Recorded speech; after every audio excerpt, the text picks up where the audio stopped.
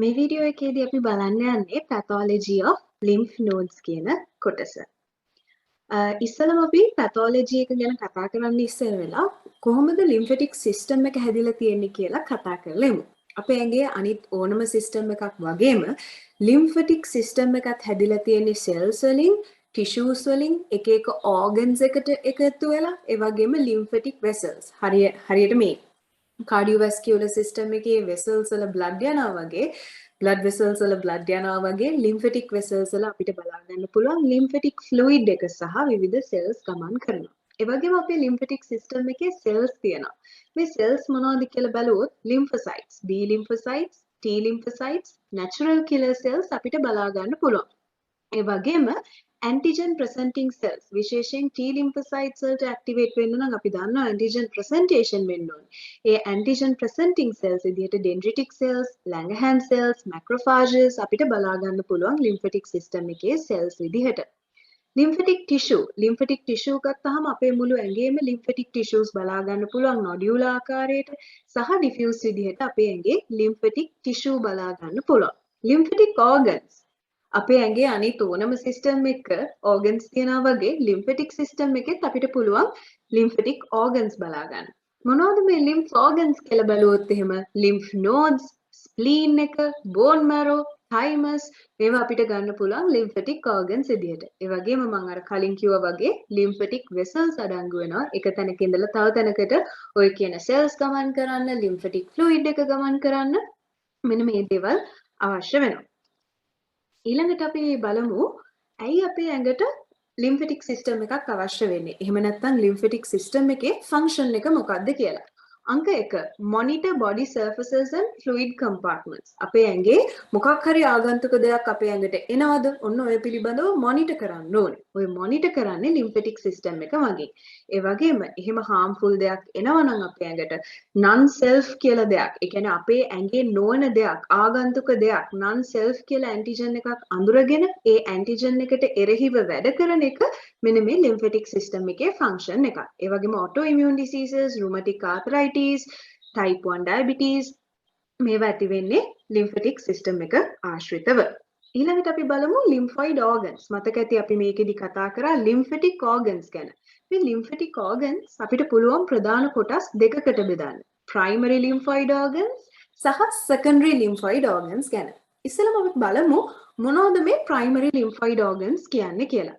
අපේ bone marrow එක, thymus එක, gut associated lymphoid tissue, ඒ කියන්නේ අපේ appendix එක ආශ්‍රිතව තියෙන terminal ileum එක ආශ්‍රිතව තියෙන lymphoid tissue මෙන්න මේවා අපිට primary lymphoid organs කියලා ගන්න පුළුවන්. secondary lymphoid organs වලට අයත් වෙන්නේ lymph nodes. අපේ ඇඟේ හැමතැනම lymph nodes තියෙනවා. ඊළඟට අපි slide එකේ දාලා තියෙනවා කොහෙද මේ lymph nodes තියෙන්නේ කියලා. ඒ වගේම lymphatic nodules, tonsils, ඒ වගේම අපේ spleen එක, mucosa associated lymphoid tissue මෙන්න මේවා අපිට ගන්න පුළුවන් secondary lymphoid organs විදිහට. කොහොමද අපි lymphoid organ එක primary lymphoid organ එකක්ද secondary lymphoid organ එකක්ද කියලා දැනගන්නේ. මොනවද මේ දෙකේ තියෙන වෙනස කියලා දැන් අපි කතා කරමු.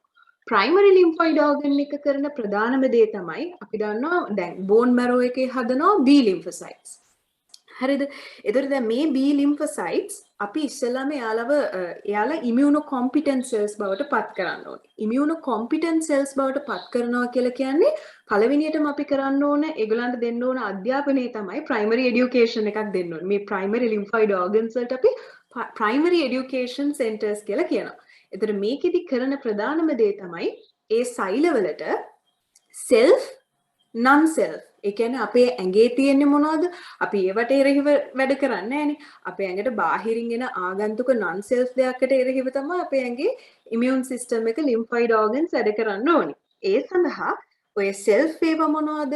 non self ඒවා මොනවද කියලා අධ්‍යාපනයක් ලබා දීලා එයාලා immunocompetent cells බවට ඒ non self දෙයක් අඳුර ගන්න පුළුවන් අය බවට පත් කරන්නේ මෙන්න මේ primary lymphoid organs වගේ. එතනින් එහාට ගිහිල්ලා එක විශේෂ antigens වලට එක වෙනම antigens වලට වෙනම කොහොමද react කරන්න කියලා තවදුරටත් එයාලගේ අධ්‍යාපනය වැඩි දියුණු කරන්නේ මෙන්න මේ secondary lymphoid organs වගේ. ඒ නිසා මේ secondary lymphoid organs වලට අපි කියනවා secondary education centers කියලා.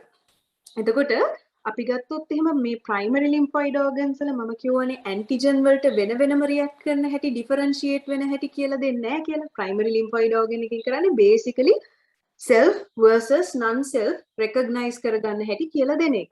එතකොට primary lymphoid organ එක antigen independent. antigen වලට differentiation එකක් වෙන්නේ නැහැ primary lymphoid organs වල. ඊට in contrast අපි secondary lymphoid organs ගත්තොත් secondary lymphoid organ එකේදී මේ වෙන වෙනම antigens පෙන්නුම් කරලා ඒකට අනුව differentiate කරනවා cells.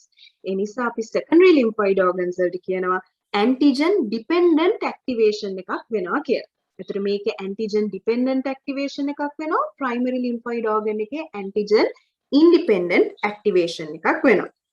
එතකොට දැන් මේ primary lymphoid organs වලින් ওই විදිහට තමයි වෙන්නේ. ඊළඟට අපි බලමු මං කිව්වා වගේ අර antigen independent differentiation එකක් වෙනවා කියවනේ මම primary lymphoid organs වල. එතකොට මතක ඇති මම කිව්වා primary lymphoid organs විදිහට මොනවද මං කිව්වේ? එකක් අපිට ගන්න පුළුවන් gut associated lymphoid tissue. ඒ කියන්නේ appendix එකේ terminal ileum එකේ තියෙන ඒවා.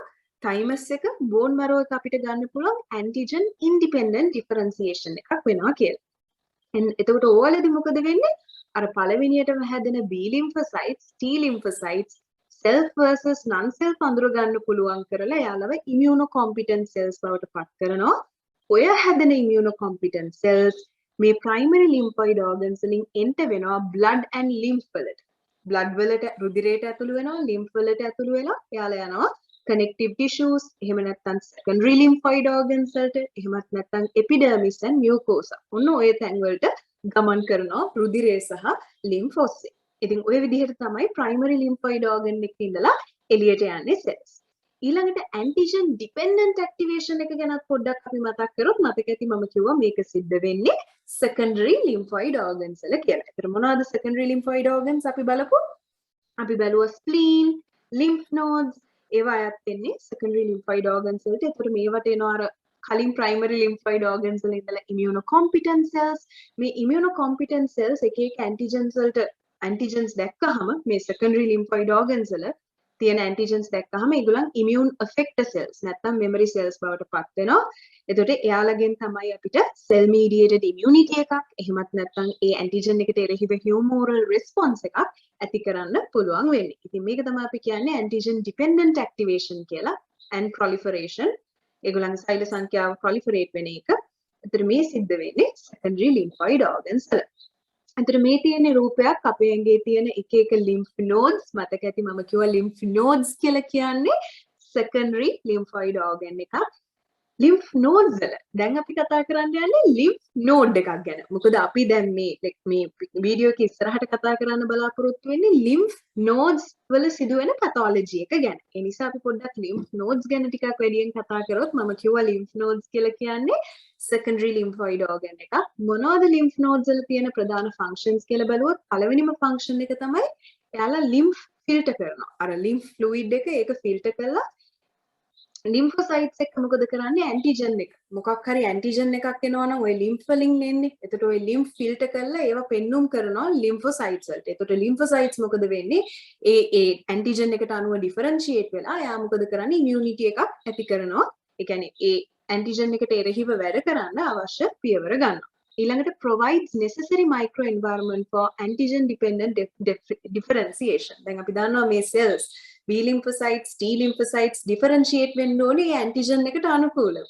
අන්න ඒ සඳහා අවශ්‍ය පරිසරය සකස් කරලා දෙන්නේ මෙන්න මේ lymph node එක මගින්. ඔය functions කරන හැටි අපි ඉස්සරහට බලමු. lymph node එක structure එක බලලා ඒකත් එක්ක කොහොමද ඒක වෙන්නේ කියලා. ඒතර අපේ ඇඟේ තියෙන lymph nodes ගත්තොත් අපි දන්නවා ප්‍රධාන වශයෙන් jugular nodes, mediastinal nodes, lumbar nodes, inguinal nodes ඒ වගේම popliteal nodes මෙන්න මේ විදිහට අපේ ඇඟ පුරාම lymph nodes විසිරී පවතිනවා. එතකොට අපි බලමු normal lymph node එක structure එක. මෙන්න මේ රූපය අපි ටිකක් ලොකු කරලා බැලුවොත් එහෙම මෙන්න මේක. මේ තමයි අපේ සාමාන්‍ය lymph node එක. lymph node එකේ තියෙන කොටස් මොනවද කියලා බැලුවොත් ඔයගලන්ට පේනවා ඇති මේ එළියෙම තියෙනවා capsule එක. මේ තියෙන capsule එක. ඊළඟට අපි දන්නවා capsule එකෙන් මෙන්න මේ lymph ඇතුල් වෙන්න පාය lymph node එකට. ඔය lymph node එකට ඇතුල් කරන්නේ මෙන්න මේ කියන afferent lymphatic selling. අපි දන්නවා afferent කියලා කියන්නේ ගේනවා, ඇතුළට ගේනවා. So afferent lymphatics තමයි lymphatic selling තමයි lymph node එක ඇතුළට ගේන. ඔය capsule එකකින් ඇතුළට ගේනවා. ඊළඟට මෙන්න මෙතනින් මේ තියෙන efferent lymphatic vessel එක. ඔය efferent lymphatic vessel එකෙන් තමයි අර lymph ටික lymph node එකේ පිට වෙන්නේ. ඊට අමතරව අපි දන්නවා lymph node එක ඇතුලේ සෛල තියෙනවා. ඒ සෛල වලට අවශ්‍ය රුධිරය ගෙන එන්නේ මේ ආටරි එකෙන් සහ මේ වේන් එකෙන්. එතකොට අපි කතා කරා මේ තියෙන capsule එක, මේ තියෙන afferent lymphatic vessel එක.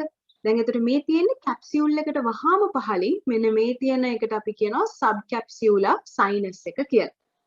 මේ subcapsular sinus එක මේ capsule එක ඇතුළට මෙන්න මේ විදිහට ගමන් කරලා තියෙනවා. මේවට අපි කියනවා trabeculum එක කියලා. මේ තියෙන trabeculum එක, මේ trabeculum අතර අපිට බලා ගන්න පුළුවන් මෙන්න මේකට අපි කියනවා මොකක් කියලාද? මෙන්න මේ කැලලට අපි කියනවා follicle of the cortex. මේ තියෙන cortex එකනේ. cortex එකේ follicle එකක් තියෙනවා. මෙන්න මේ නිල් පාටින් තියෙන කැලල තමයි follicle of the cortex. follicle of the cortex එකට ඇතුළතින් මෙන්න මේ තියෙන කැලලට අපි කියනවා මොකක් කියලාද?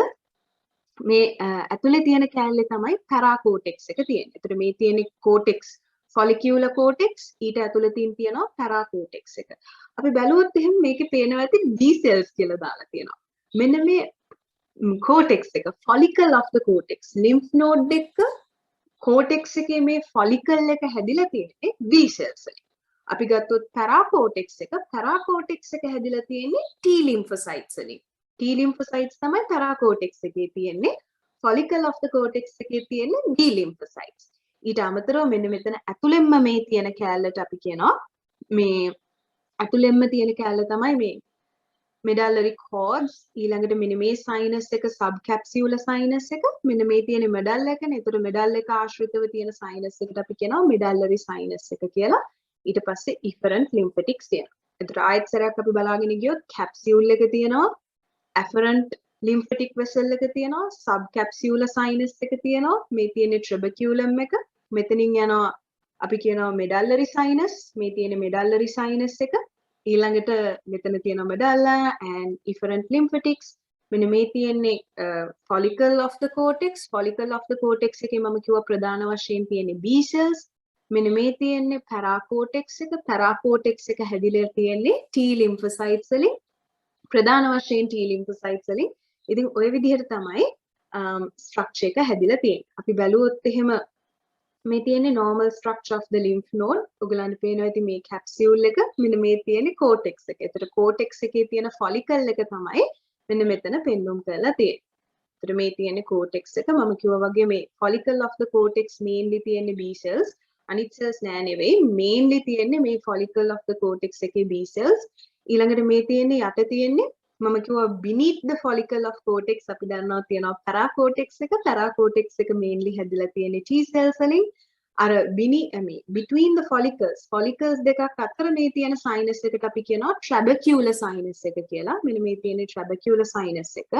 මේ රූපේ ගත්තොත් මේ තියෙන මේ අපි ගත්තොත් follicles දෙකක් අතර තියෙන sinus එකට අපි කියනවා මොකක් කියලාද? trabecular sinus එක කියලා. ඊළඟට beneath the trabecular sinus පල්ලෙහා තියෙනවා medullary sinus එක.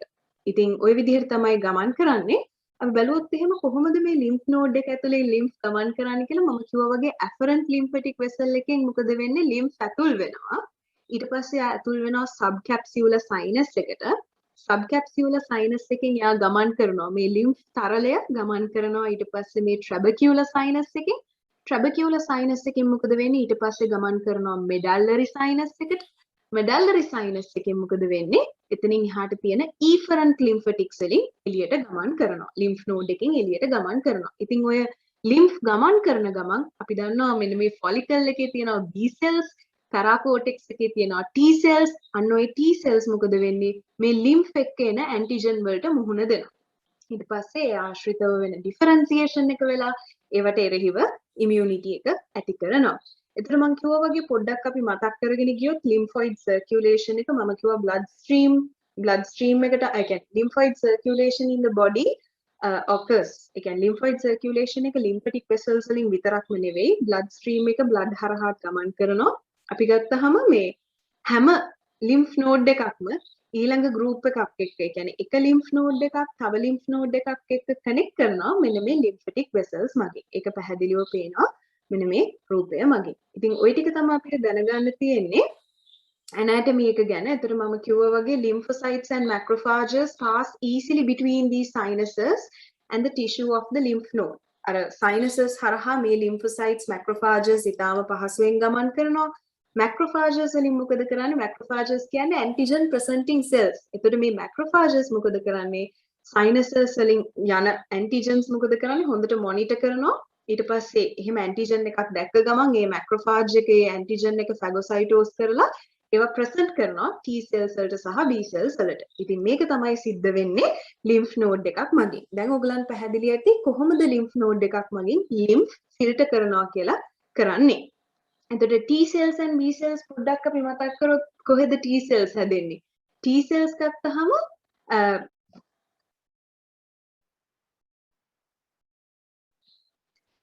එතකොට අපේ thymus එකේ තමයි immature T lymphocytes mature T lymphocytes බවට පත් වෙන්නේ.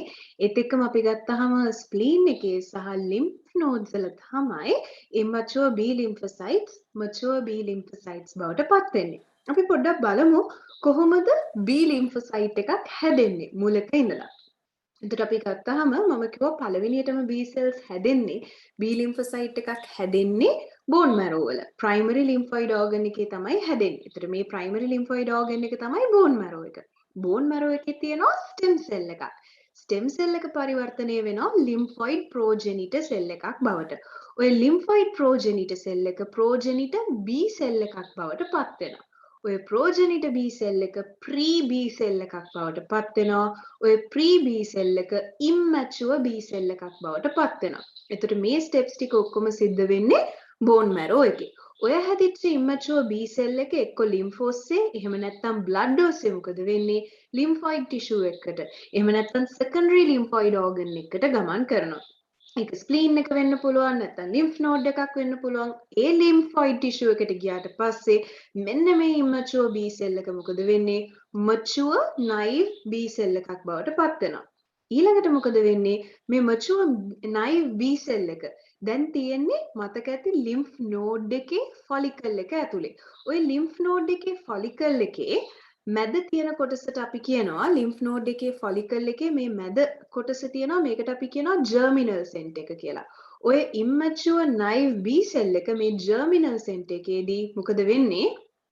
මෙන්න මේ germinal center B cell එකක් බවට පත් වෙනවා. ඒතර මේ තමයි germinal center B cell එක. මේ germinal center එකේ follicle එකේ මැද තියෙන germinal center එකේ germinal center B cell එකක් බවට පරිවර්තනය වෙනවා. එයාට antigen එකක් පෙන්නුවට පස්සේ antigen presentation වලින් පස්සේ මෙන්න මෙයා එක්ක memory B cell එකක් බවට පත් වෙනවා. එහෙම නැත්නම් plasma cell එකක් බවට පත් වෙනවා. ඒතර මේ පියවර ටික mature naive B cell එකේ ඉඳලා එක්ක එයා plasma cell එකක් එහෙම නැත්නම් memory cell එකක් බවට පත් වෙන්නේ අර secondary lymphoid organ එකේ. එතෙන්ට එනකම් මුල් steps ටික සිද්ධ වෙන්නේ primary lymphoid organ එක. ඒ කියන්නේ bone marrow එක. ඊට පස්සේ bone marrow එකෙන් blood ඔස්සේ හරි lymph ඔස්සේ හරි lymphoid tissue එකට ගමන් කරලා එයා effector cell එකක්. එහෙම නැත්නම් memory cell එකක් බවට පත් වෙනවා. ඉතින් ওই විදිහට තමයි B cell එකක් හැදෙන්නේ. ඊළඟට අපිට කතා කරන්න තියෙන ඉතාමත්ම වැදගත් මාතෘකාවක් තමයි මොකක්ද මේ reactive lymphoid hyperplasia කියන්නේ කියන එක. reactive lymphoid hyperplasia කියලා කියන්නේ lymph node එකකට මොකක් හරි antigen එකක් ආවොත් ඔය antigen එක නිසා මොකද වෙන්නේ? lymph node එක stimulate වෙනවා. ඔය lymph node එක stimulate වෙන ආකාර patterns කීපයක් තියෙන්න පුළුවන්. දැන් අපි ගත්තොත් එහෙම rheumatoid arthritis, toxoplasmosis, HIV වල මුල් කාලේදී ඔය antigens lymph node එකට ගියපුවාම ඔය lymph node එක activate වෙනවා, stimulate වෙනවා. ඒ නිසා එතකොට සිදුවෙන ඒකට තමයි අපි කියන්නේ ඒ සිදුවීමට තමයි අපි කියන්නේ reactive lymphoid hyperplasia කියලා. ඔය hyperplasia වෙනකොට follicle එක විශාල වීමක් සිද්ධ වුණොත් ඒකට අපි කියනවා follicular pattern එක කියලා. සාමාන්‍යයෙන් ඔය follicular pattern එක බලා ගන්න ලැබෙන්නේ මෙන්න මේ කියන diseases ආශ්‍රිතව. එහෙම නැත්නම් sinus එක ලොකු වෙන්න අරගෙන sinus pattern එකක් ඇති වෙන්න පුළුවන්. සාමාන්‍යයෙන් sinus pattern එකක් අපිට දකින්න ලැබෙන්නේ ඔයගලන් පේනවා ඇති prominent in lymph nodes draining cancers such as carcinomas of the breast. breast cancers වගේ cancers drain කරන lymph nodes ආශ්‍රිතව අපිට බලා ගන්න ලැබෙන්නේ sinus pattern එක. ඒතර මම හිතනවා ඔයගලන්ට පැහැදිලි ඇති මොකක්ද reactive lymphoid hyperplasia කියන්නේ?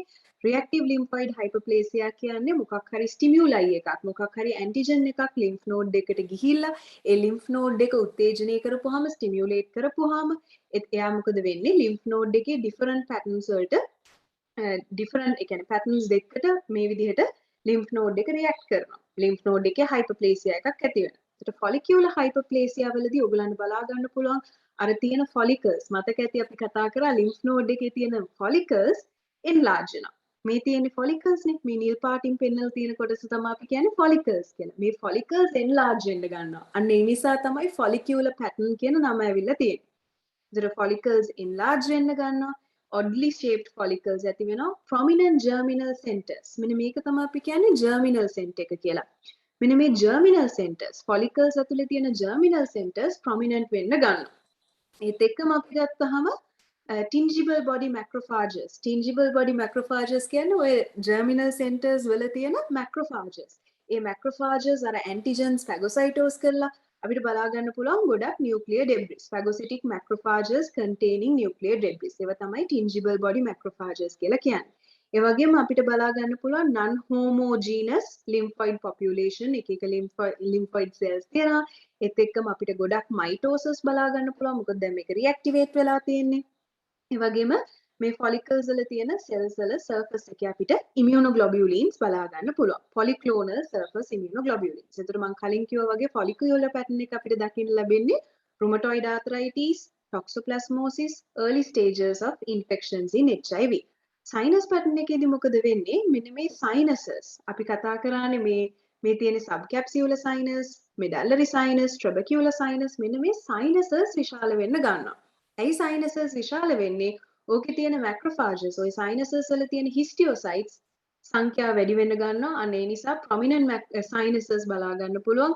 ඒ වගේම plasma cells proliferate වෙන්න ගන්නවා. ඒ වගේම මෙහි ඒ කියන්නේ sinus pattern එකේදීත් ඒ තියෙන cells වල surface වල අපිට polyclonal immunoglobulins දැක බලා ගන්න පුළුවන් වෙනවා. ඉතින් ওই විදිහට තමයි lymph node එකක් මොකක් හරි antigen එකක් ආපුවාම react කරන්නේ. ඒ නිසා තමයි අපි කියන්නේ reactive lymphoid hyperplasia කියලා.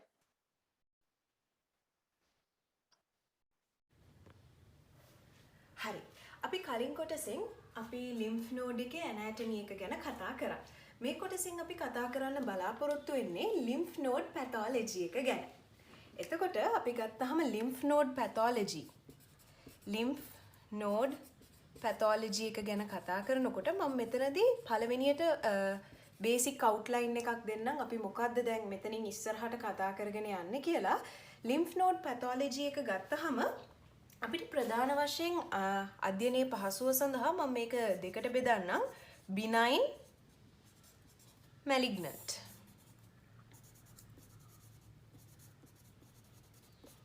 එතකොට ඔය benign ඒවා අපිට පුළුවන් ප්‍රධාන වශයෙන් benign problems කියලා කියන්නේ benign problems අපිට බෙදන්න පුළුවන් කොටස් දෙකකට.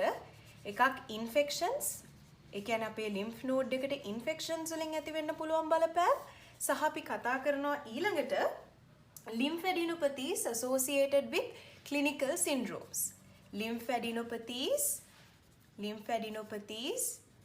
associated with clinical syndromes. අපි පොඩ්ඩක් මේ දෙක ගැන බලලා ගියොත් එහෙම අපි malignant වලට ඊළඟට යමු. මම පොඩි introduction එකක් දෙන්නම්. infections ගත්තාම අපි දන්නවා viral infections, bacterial infections, viral infections තියෙනවා, bacterial infections තියෙනවා, fungal infections තියෙනවා, protozoal infections තියෙනවා. මෙන්න මේ infections වලින් මොකද කරන්නේ? අපේ lymph node එකට මේවා spread වුණාම lymph node එකේ inflammation එකක් ඇති වෙනවා. ඒක තමයි අපි කියන්නේ lymphadenopathy එකක් කියලා. එතකොට viral infections යටතේ ඔයගලන් දන්නවා ඇති viral infection එකක් ආපුවාම lymph node එක enlarge වෙනවානේ. ඒ වගේම bacterial infections සමහර infections ආපුවාම lymph node එක enlarge වෙනවා. fungal infections ඒ වගේ. එතකොට viral infections ගත්තාම අපි මෙතනදී ප්‍රධාන වශයෙන් infectious mononucleosis වලින් ඇතිවෙන lymphadenopathy එක ගැන කතා කරනවා. ඒ වගේම HIV patients ලගේ HIV human immunodeficiency virus එක IMN කියන්නේ infectious mononucleosis virus එක ඒකත් එක්ක එන lymphadenopathies ගැන කතා කරන්න බලාපොරොත්තු වෙනවා. ඊළඟට බැක්ටීරියා යටතේ අපි බැක්ටීරියා කීපයක ඇති වෙන ලිම්ෆැඩිනොපතීස් කතා කරන්න බලාපොරොත්තු වෙනවා. එකක් තමයි මයිකෝබැක්ටීරියම් ටියුබර්කියුලෝසිස් බැක්ටීරියා එක මගින් ඇති වෙන ලිම්ෆැඩිනොපති එක. ඒ වගේම ඔයගලන් දන්නවා ඇති බාටොනෙල්ලා හෙන්ස්ලේ එයාගෙන් ඇති වෙන කැට් ස්ක්‍රැච් ඩිසීස් එකත් එක්ක බෙල්ලේ එනවා මේ ලිම්ෆැඩිනොපති එක. ඒ ලිම්ෆැඩිනොපති එක ගැන අපි කතා කරමු. ගොඩක් සුලභව එන ලිම්ෆැඩිනොපති එකක්. ඊළඟට අපි සිෆිලිස් ගැන පොඩ්ඩක් කතා කරමු. සිෆිලිස් එක ඉන්ගුයිනල් රීජන් එකේ ගොඩක් සුලභව අපිට ලිම්ෆැඩිනොපතීස් බලා ගන්න පුළුවන්. සිෆිලිස් ගැන කතා කරමු. ෆංගල් ලිම්ෆැඩිනොපතීස් ගැන සහ ප්‍රොටෝසෝවා යටතේ ටොක්සෝප්ලාස්මා ගොන්ඩයිගෙන් එන ලිම්ෆැඩිනොපති එක ගැන පොඩ්ඩක් අපි කතා කරමු. ඊළඟට අපි පොඩ්ඩක් බලුවොත් ලිම්ෆැඩිනොපතීස් associated with clinical syndromes. ඔයගලන්ට මතක ඇති අපි ඉගෙනගෙන තියෙනවා සාර්කොයිඩෝසිස්. සාර්කොයිඩෝසිස් ඊළඟට සිස්ටීමික් ලූපස් එරිත්‍රොමැටෝසිස් මෙන්න මේ වගේ ඩිසීසස් නිසා මොකද වෙන්න පුළුවන් අපේ ලිම්ෆ් නෝඩ් එකේ යම් යම් ඉන්ෆ්ලමේෂන්ස් ඇති වෙන්න පුළුවන් ලිම්ෆැඩිනොපතීස් ඇති වෙන්න පුළුවන් ඒ ආශ්‍රිත තොරතුරු අපි බලමු ඒ කොටසේදී ඊළඟට අපි බලන්න ඕනේ මැලිග්නන්ට් ගත්තහම ලිම්ෆ් නෝඩ් පැතොලොජි ගැන කතා කරනකොට අනිවාර්යයෙන්ම බලන්න ඕනේ දෙයක් තමයි ලිම්ෆ් නෝඩ් එකේ එන ටියුමර්ස් ගැන lymph node tumors malignant. මෙන්න මේ tumors වලට අපි කියනවා lymphomas කියලා. ඊට කලින් අපි malignant ඒවා බෙදමු primary tumors සහ secondary tumors විදිහට. දැන් secondary tumors කියලා කියන්නේ secondary deposits. ශරීරයේ දැන් අපි ගත්තොත් breast carcinoma එකක් තිබ්බොත් breast carcinoma එකක් spread වෙන්න පුළුවන් axillary lymph nodes වලට. එතකොට එතන වෙන්නේ secondary deposit එකක්. එතකොට අපි මෙතනදී මේ කොටසේදී විශේෂයෙන්ම අපි කතා කරන්න බලාපොරොත්තු වෙන්නේ primary tumors. malignant primary tumors lymph node එකේ ඇති වෙන මේවට අපි කියනවා lymphomas කියලා. එතකොට එතරදී අපි බලමු lymphomas අපි වර්ග කරනවා Hodgkin's lymphoma සහ non-Hodgkin lymphoma කියලා ওই විදිහට දෙකට බෙදලා අපි කතා කරනවා. අපි බලමු lymphomas ගැන. දැන් lymphomas ගත්තාම ඔයගලන්ට මම මෙතනම කියාගෙන යනවා දැන් lymphoma එකක් ඇති වෙන්නේ lymph node එකේ එක එක cells ආශ්‍රිතව. ඔයගලන්ට මතක ඇති lymph node එකේ තියෙන cells ගත්තාම B cells, T cells තියෙනවානේ. එතකොට අපි ගත්තාම මේ B cell එකක් මම කිව්වා B cell එකක් පළවෙනියටම හැදෙන්නේ bone marrow එක. ඔය bone marrow එකේ හැදෙන්නේ කොහොමද කියලා බැලුවොත් අර pluripotent stem cell එක තියෙනවා. pluripotent stem cell එක ඊට පස්සේ මොකද වෙන්නේ lymphoid stem cell එකක් බවට පත් වෙනවා. ඕකෙන් හැදෙනවා pre B cell එකක්. ඊට පස්සේ මොකද වෙන්නේ immature B cell එකක් යනවා. ඔය immature B cell එක මොකද වෙන්නේ ඊට පස්සේ bone marrow එකෙන් blood වලට හරි lymph වලට හරි ගිහිල්ලා ඒ ඔස්සේ යනවා lymph node එකකට. lymph node එක තමයි secondary lymphoid organ එක. ඔයගලන්ට මතක ඇති secondary lymphoid organ එකේදී තමයි මේ B cell එක තවදුරටත් mature වෙන්නේ antigen එකට expose වෙලා B cell before antigen exposure, B cell after antigen exposure, ඊට පස්සේ activate වෙච්ච B cells තියෙනවා ඊට පස්සේ plasma cells බවට පරිවර්තනය වෙනවා. ඉතින් මේ B cell එක හරි T cell එක හරි මේ ඕනම අවස්ථාවක neoplasms ඇති වෙන්න පුළුවන්. ඉතින් ඒ ඇති වෙන neoplasms තමයි මෙන්න මෙතන ඉස්සරහින් දාලා තියෙන ඔය immature B cells ආශ්‍රිත වෙන්න පුළුවන් Burkitt's lymphoma. අර precursor bone marrow එකේ අර lymphoid B stem cell එක ආශ්‍රිත වෙන්න පුළුවන් lymphoma එකක්. tumor එකක් තමයි අපි කියන්නේ precursor B cell acute lymphoblastic lymphoma. ඔය එක එක අවස්ථාවලදී lymphomas ඇති වෙන්න පුළුවන්. ඉතින් ඒ lymphomas තමයි අපි බෙදලා තියෙන Hodgkin's lymphoma සහ non-Hodgkin lymphomas විදිහට. ඒක බෙදන විදිහ අපි බලමු කොහොමද ඔය එක එක වර්ගවල lymphomas ගොඩාක් තියෙනවානේ. ඔය lymphomas කොහොමද අපි මේ විදිහට Hodgkin's lymphoma, non-Hodgkin's lymphoma කියලා classify කරන්නේ කියලා ඉස්සරහට එන slides වල බලමු. ඉතින් ඔය තමයි basic outline එක. දැන් අපි මේ එක එකක් ගැන වෙනම කතා කරමු. මේ කොටසේදී දැන් අපි බලමු lymph nodes ආශ්‍රිතව සිද්ධ වෙන්න පුළුවන් pathologies වල benign lesions ගැන අපි ඉස්සෙල්ලා කතා කරමු. ඒ යටතේ අපි benign වල infections වලින් පටන් ගමු. infections වලත් viral infections වලින් කොහොමද lymph node pathology එක වෙන්නේ කියලා අපි බලමු. එතකොට viral infections වල අපි පළවෙනියට කතා කරා වගේ viral lymphadenitis වලදී අපි කතා කරනවා infectious mononucleosis, HIV ඔය දෙක ගැන විශේෂයෙන් කතා කරනවා. එහෙනම් අපි ඉස්සෙල්ලාම බලමු මේ දෙක පිළිබඳව. viral lymphadenitis ගැන කතා කරනකොට අපි ඉස්සෙල්ලාම කතා කරමු පොදුවේ viral lymph nodes ආශ්‍රිතව සිද්ධ වෙන viral lymph node pathology ආශ්‍රිතව සිදුවෙන වෙනස්කම්. සාමාන්‍යයෙන් viral lymphadenitis වල අපිට දකින්න පුළුවන් ලක්ෂණයක් තමයි peripheral blood lymphocytosis. peripheral blood වල lymphocytes සංඛ්‍යාව වැඩි වෙනවා. හැබැයි මේක sometimes කියලා තමයි දාලා තියෙන්නේ. ඒතර peripheral blood වල හැම වෙලෙම lymphocyte සංඛ්‍යාව වැඩි නොවෙන්න පුළුවන්. ගොඩක් වෙලාවල් වලට viral lymphadenitis වලදී peripheral blood වල lymphocytosis එකක්. lymphocyte සංඛ්‍යාව වැඩි වෙනවා. ඒ වගේම මේ lymphocytes atypical අර සාමාන්‍ය හැඩේ නෙවෙයි atypical හැඩයක් ගන්නවා.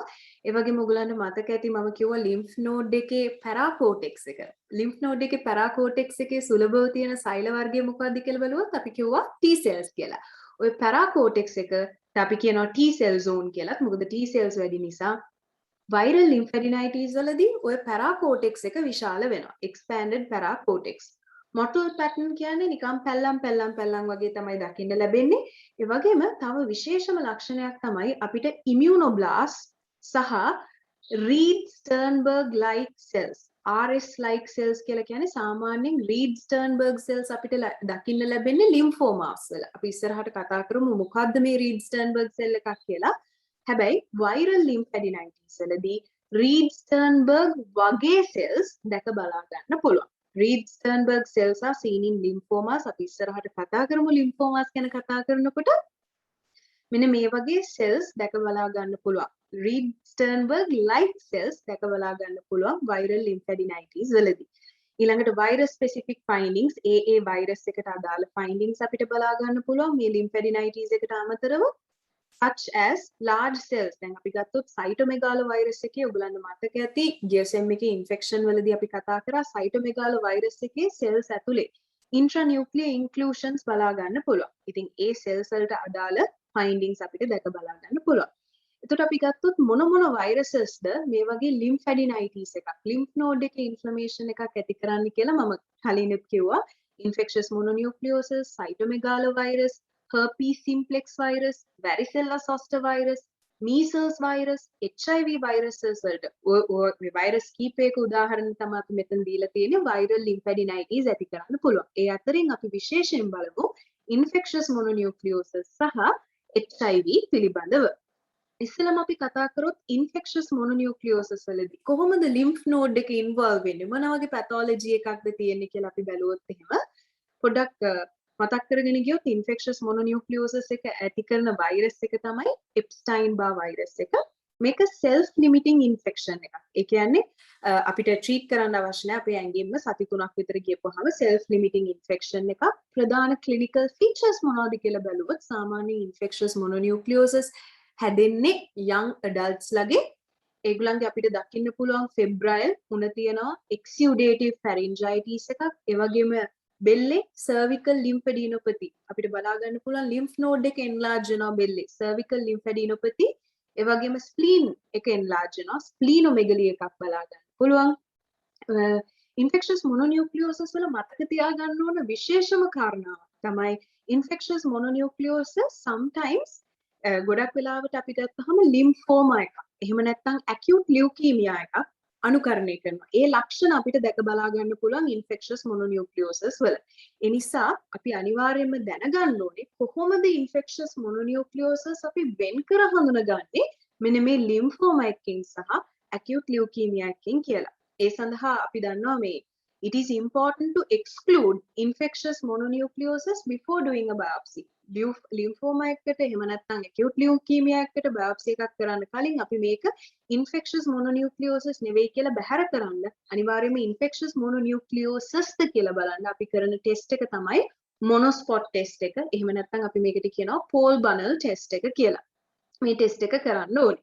එතකොට අපි ගත්තොත් එහෙම lymphoma එක්ක infectious mononucleosis වල තියෙන සමානකම් මොනවද කියලා බැලුවොත් මං කිව්වා වගේ lymph nodes අපි ගත්තොත් histological section එකක් lymph nodes වල මේ infectious mononucleosis හැදිච්ච පුද්ගලයෙක්ගේ lymph node එක histology එක අපි බැලුවොත් අපිට බලා ගන්න පුළුවන් lymphoma එක වගේ එයාගේ paracortex එක මතක ඇති මම කිව්වා T cell zone එක lymph node එකේ paracortex එක expand වෙලා තියෙනවා. හරිද කොහොමද මේ paracortex එක expand වෙලා තියෙන්නේ? ඒකේ තියෙනවා ගොඩාක් immunoblast cells ඒ වගේම Reed Sternberg like cells දැක බලා ගන්න පුළුවන්. ඒ වගේම අපි ගත්තොත් infectious mononucleosis තියෙන කෙනෙක්ගේ bone marrow එක හරියට නිකන් acute lymphoblastic leukemia තියෙන පුද්ගලයෙකුගේ bone marrow histology එකට සමානයි කියලා කියනවා. එතකොට මේ තියෙන්නේ atypical lymphocytes. මේ රූපෙන් ඔයගලන්ට බලා ගන්න පුළුවන් atypical lymphocytes in infectious mononucleosis. මෙන්න මේ විදිහට බලා ගන්න පුළුවන්.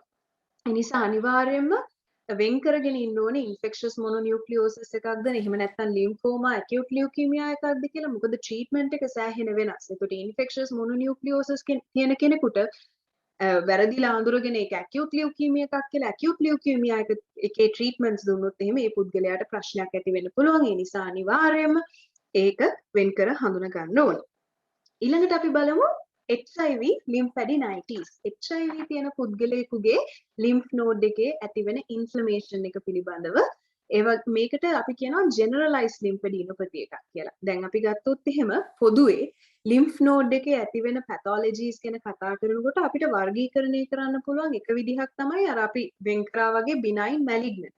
ඊට අමතරව අපිට lymph node එකේ ඇතිවෙන pathology එක වෙන් කරන්න පුළුවන්. දැන් එක ප්‍රදේශයක විතරක් lymph nodes involve වෙනවා නම් අපි කියනවා ඒක local lymphadenopathy එකක් කියලා. අපේ ඇඟේ ගොඩක් systems වල තියෙන, ඒ කියන්නේ අපේ ඇඟේ සාමාන්‍යයෙන් හැමතැනම තියෙන lymph nodes විශාල වෙනවා නම් lymphadenopathy එකක් වෙනවා නම් අපි කියනවා generalized lymphadenopathy එකක් කියලා. ඒකට HIV lymphadenitis වලදී මේ වගේ generalized lymphadenopathy එකක් තමයි බලා ගන්න ලැබෙන්නේ. එතකොට අපි ගත්තාම HIV lymphadenitis වලදී දැන් lymph node එකේ ඇති වෙනවානේ ප්‍රශ්න. ওই lymph node එකේ ඇති වෙන ප්‍රශ්න අපිට පැහැදිලි කරන්න පුළුවන්. ඒක එන්න පුළුවන් ආකාර තුනකට, patterns තුනකට. pattern A, ඒ කියන්නේ acute පළවෙනි අවධියේදී අපිට දකින්න ලැබෙන pattern A, pattern B කියන්නේ chronic අවස්ථාවේදී, pattern C burnout අවස්ථාව. එතකොට අපි ගත්තොත් එහෙම මේ එක එක අවස්ථාවලදී මොනවද වෙලා තියෙන්නේ කියලා සාමාන්‍ය pattern A එකේදී අපිට බලා ගන්න පුළුවන් lymph node එක enlarge වෙනවා. acute අවස්ථාවේදී lymph node එක enlarge වෙනවා. hyperplastic follicles විශාල වෙලා තියෙනවා. මතක ඇති follicles කියන්නේ මොනවද කියලා. lymph node එකේ B cells තියෙන follicles විශාල වෙනවා. reactive germinal centers reactive වෙනවා. ඒ වගේම අපිට බලා ගන්න පුළුවන් monocytoid B cells in the sinus. හරි. ඒ වගේම අපිට බලා ගන්න පුළුවන් involution of germinal centers. ඒ වගේම අපිට බලා ගන්න පුළුවන් ඇත්තටම involution of germinal centers එන්න ඕනේ. මෙතන පොඩි mistake එකක් තියෙනවා. involution of germinal centers එන්න ඕනේ pattern B වලට.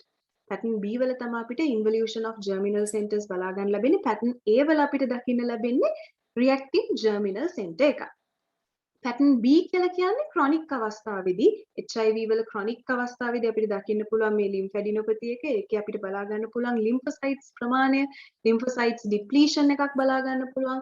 plasma cell සංඛ්‍යාව වැඩි වෙලා තියෙනවා. ඒ වගේම vessels, අලුතෙන් blood vessels ඇවිල්ලා vessels hyperplasia එකක් බලා ගන්න පුළුවන් lymph node එකේ. pattern C එක කියලා කියන්නේ burnout අවස්ථාව. ඒකෙදි අපිට බලා ගන්න පුළුවන් follicles චූටි වෙලා තියෙන්නේ. සමහර වෙලාවට follicles ඇත්තෙත් නැහැ lymph node එකේ. ඒක තමයි burnout අවස්ථාව. hyalinized germinal centers hyalinized වෙලා තියෙන්නේ. ඒ වගේම collagen ensheathed arterioles lymph node එකට supply කරන arterioles වල collagen ensheathed. ඒ වගේම more severe lymphocyte depletion එකක් බලා ගන්න පුළුවන්. ඒ නිසා අපිට ඒ කියන්නේ stroma එකේ අපි කියනවා naked stroma එකක් කියලා. මෙන්න මේ pattern C එකේදී මේ lymphocyte depletion එකක් වෙලා තියෙන නිසා stroma එකේ දැන් lymphocyte නැති නිසා naked stroma එකක් කියලා අපි කියනවා. එතකොට මේ collagen ensheathed arterioles වල collagen ensheath වෙලා තියෙන එකට අපි කියනවා lollipop වගේ තමයි ඒක පේන්නේ. එතකොට ওই විදිහට තමයි අපිට pattern C එක නැත්නම් burnout ආකාරයේදී අපිට lymph node එක දැක බලා ගන්න ලැබෙන්නේ. අපි බැලුවොත් එහෙම මේක මෙන්න මේ විදිහට අපි බැලුවොත් එහෙම මේ තියෙන pattern A. මේ pattern A ආකාරය ඔයගලන්ට පේනවා ඇති. pattern A HIV lymphadenopathy. It is characterized by large geographic reactive lymphoid follicles. ඔයගලන්ට බලා ගන්න පුළුවන් large lymphoid follicles. සාමාන්‍ය size එකට වඩා lymphoid follicle එක large වෙලා තියෙනවා. enlarged lymph node කොහොමත් lymph node එක enlarge වෙනවා pattern A එකේදී acute අවස්ථාවේදී lymph node එක enlarge වෙනවා. ওই lymph node එකේ අපිට බලා ගන්න පුළුවන් enlarged follicles මෙන්න මේ විදිහට. ඒ වගේම ඔයගලන්ට පේනවා ඇති මේකේ නම් පේන්නේ reactive germinal centers අපිට බලා ගන්න පුළුවන්. ඒ වගේම අපිට බලා ගන්න පුළුවන් මේ ඔව් මේ ටික තමයි අපිට pattern A එකේදී බලා ගන්න ලැබෙන්නේ. ඊළඟට අපි ගියොත් එහෙම pattern B එකට. මේ තියෙන්නේ pattern B එක. pattern B එකේදී ඔයගොල්ලන්ට පේනවා ඇති මම කියවනේ blood vessels හදනවා කියලා. එතන ඔයගොල්ලන්ට පේනවා ඇති pattern B HIV lymphadenopathy contains a proliferation of small blood vessels. Small blood vessels ගොඩක් අපිට බලා ගන්න පුළුවන්. ඒක තමයි vascular hyperplasia කියන්නේ. ඒ වගේම increased plasma cells අපිට බලා ගන්න පුළුවන්. ඒත් එක්කම germinal centers වල involution එකක් බලා ගන්න පුළුවන්. එන්නේ lymphocytes deplete වෙනවා pattern B එක වෙනකොට. ඊළඟට අපි බලමු pattern C එක පිළිබඳ. මේ තියෙන්නේ pattern C එක. මේ තියෙන්නේ pattern C එක. pattern C එකේදී මොකද වෙන්නේ කියලා ගත්තොත් එහෙනම් pattern C කියන්නේ burn out අවස්ථාව. එතකොට pattern C HIV lymphadenopathy is characterized by lymphoid depletion. lymphoid depletion එකක් වෙනවා. මේ follicles මොකද වෙන්නේ? පොඩි වෙලා සමහර වෙලාවට නැති වෙලා යන්න පුළුවන් follicles. ඒත් එක්කම අපිට බලා ගන්න පුළුවන් මේ arterioles collagen වලින් ensheath වෙනවා. ඒත් එක්කම මම කිව්වා වගේ මේ follicles නැති වෙලා ගියපුවාම lymphocytes නැති වෙලා ගියපුවාම stroma එකේ lymphocytes නැහැ. ඒ නිසා අපි කියනවා naked stroma එකක් දැක බලා ගන්න පුළුවන්. ඉතින් මේ තමයි HIV වල අපිට දකින්න ලැබෙන HIV වල lymphadenopathy ආශ්‍රිතව දකින්න ලැබෙන දේවල්. ඊළඟට අපිට කතා කරන්න තියෙන්නේ HIV lymphadenitis ගැන අවබෝධයක් ඇති කියලා මම හිතනවා. ඊළඟට අපිට කතා කරන්න තියෙන්නේ බැක්ටීරියා වලින් ඇතිවෙන bacterial lymphadenitis ගැන.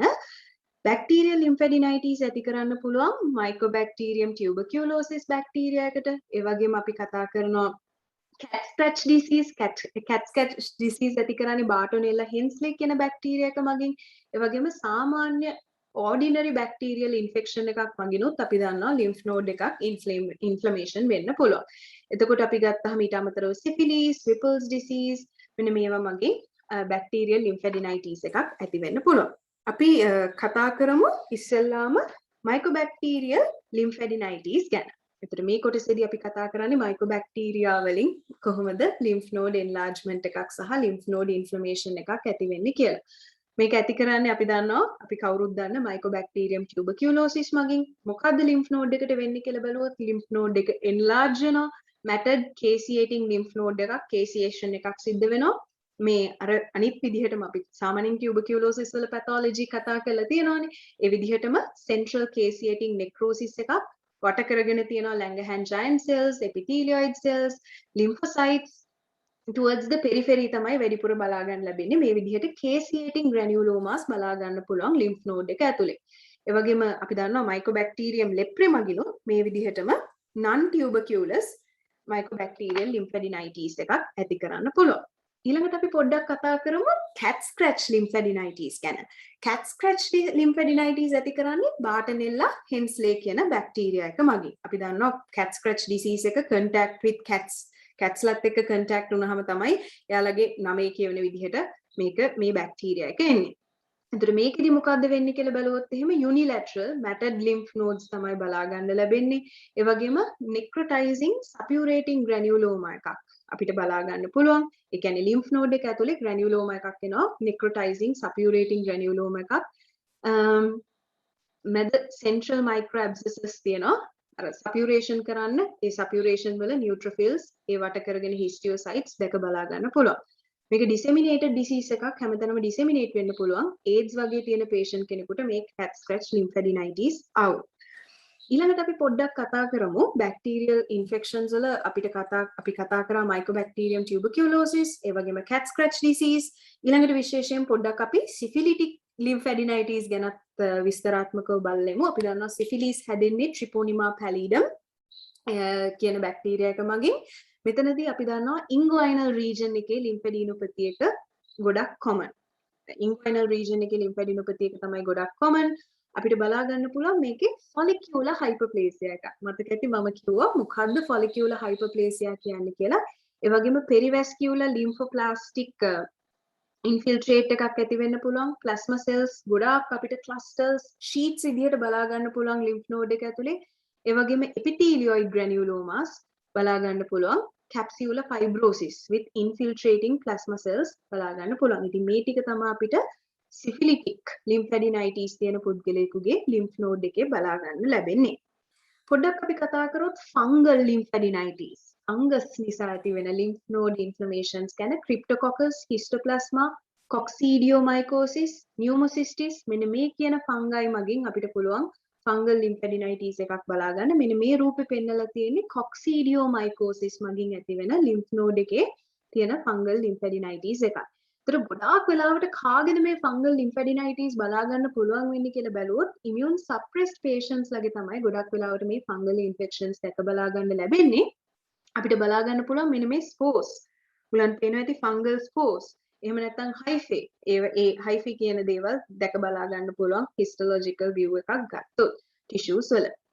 protozoal lymphadenitis වලදී විශේෂයෙන්ම මම කතා කරන්න ඕනේ toxoplasma වල ඇතිවෙන lymphadenitis එක අපි බලමු. leishmania, filaria මෙන්න මේවා මගිනුත් protozoa මගින් lymphadenitis ඇති වෙන්න පුළුවන්.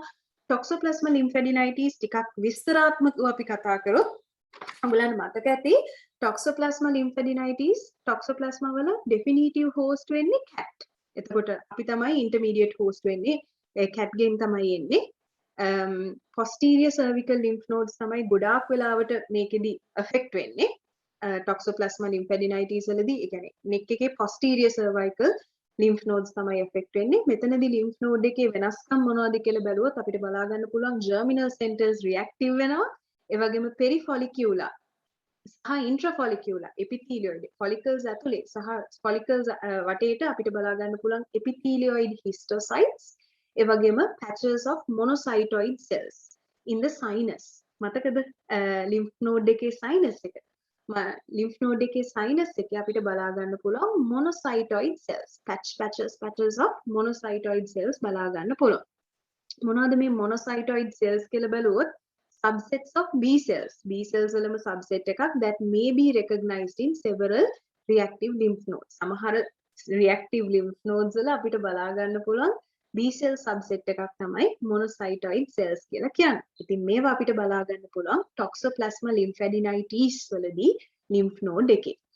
ඊළඟට අපි lymph node pathologies ගැන කතා කරනකොට මතක ඇති මම benign වලදී කිව්වා එකක් තමයි infections අනිත් එක තමයි lymphadenopathies associated with clinical syndromes. වෙනත් මොකක් හරි clinical syndrome එකක් නිසා lymphadenitis එකක් lymphadenopathy එකක් එන්න පුළුවන්. දැන් විශේෂයෙන් අපි කතා කරමු මෙතනදී sarcoidosis, ඒ වගේම rheumatoid arthritis, systemic lupus erythematosus ඔන්න ඔය කියන clinical syndromes වලදී අපිට lymphadenopathy එකක් බලා ගන්න පුළුවන්. විශේෂයෙන් අපි ගත්තොත් එහෙම systemic lupus erythematosus lymphadenopathy එක මේක autoimmune disease එකක්. ඔයගොල්ලන් මතක ඇති අපි කතා කරා immunology වලදී. එතකොට සාමාන්‍යයෙන් මේ අර සාමාන්‍ය lymph node එකක තියෙන follicular architecture එක affect වෙනවා මෙන්න මේ systemic lupus erythematosus වලින්. මේ follicles inconspicuous follicles පේන්නේ නැතුව යන්න පුළුවන්. ඒ වගේම necrotic focal එකක් එහෙම නැත්නම් confluent එකක් අර ඔක්කොම මේ අර focal තනින් තැන ඇති වෙලා තියෙන පොඩි focal necrosis එකතු වෙලා confluent වෙන්න පුළුවන් necrosis confluent එකක්. ඒ වගේම nuclear debris and hematoxylin bodies බලා ගන්න පුළුවන්. presence of plasma cells immunoblast රසක් බලා ගන්න පුළුවන් systemic lupus erythematosus වල lymph node එකේ. ඒ වගේම vasculitis එකක් එන්න පුළුවන් with fibrinoid necrosis. ඒත් එක්කම සාමාන්‍යයෙන් systemic lupus erythematosus වල අපිට granuloma එකක් බලා ගන්න ලැබෙන්නේ නැහැ. absent granulomas, neutrophils, eosinophils දැක බලා ගන්න ලැබෙන්නේ නැහැ. ඊළඟට අපි පොඩ්ඩක් බලමු sarcoidosis ආශ්‍රිතව සිද්ධ වෙන lymphadenopathy එක ගැන. ඔයගලන්ට මතක ඇති sarcoidosis කියලා කියන්නේ අපේ ඇඟේ systems, ගොඩක් systems, lungs වලට affect වෙනවා, lymph nodes වලට affect වෙනවා, skin එකට affect වෙනවා, අපේ ඇස් වලට, joints වලට මේ වගේ multiple systems වලට බලපාන රෝගයක්. ඒ කියන්නේ ඇති වෙන affect කරන රෝගයක් තමයි sarcoidosis කියලා කියන්නේ. එතකොට sarcoidosis වලදී වෙන්නේ granuloma formation, granulomatous inflammation එකක් ඇති වෙනවා. මේ මෙතනදී විශේෂයෙන් lung එකේ bilateral lung එකේ දෙපැත්තෙම මේ pulmonary hilar lymph nodes commonly affect වෙනවා මෙන්න මේ sarcoidosis lymphadenopathy වලදී. ඒතර ඔයගලන්ට පේනවා ඇති මේ sarcoidosis වල lymph node එක round closely packed granulomas බලා ගන්න පුළුවන්. round මේ වගේ closely එක ළඟ තියෙන granulomas රසක් බලා ගන්න පුළුවන්. මේ granulomas වල Langerhans cells present. හැබැයි මෙතනදී caseation එකක් වෙන්නේ නැහැ. හැබැයි necrosis එකක් වෙනවා. non caseating necrosis එකක් වෙනවා මෙන්න මේ lymph nodes ඇතුලේ. granuloma වල non caseating necrosis එකක් සිද්ධ වෙනවා. ඒ වගේම අපිට බලා ගන්න පුළුවන් stellate inclusions. ඒ asteroid bodies stellate inclusions කියලා කියන්නේ star එකක් වගේ. තරුවක් වගේ inclusions බලා ගන්න පුළුවන්. laminated inclusions calcify වෙච්ච laminated inclusions බලා ගන්න පුළුවන්. සාමාන්‍යයෙන් මේ වගේ එක අපි histology histome එකක් අරගෙන special stains දැම්මොත් organisms නැති නිසා negative for organisms විදියට තමයි එන්නේ. ඉතින් ওই ටික තමයි අපිට කතා කරන්න තියෙන්නේ benign lymphadenopathies ගැන. ඊළඟට අපි කතා කරමු malignant lymphadenopathies ගැන.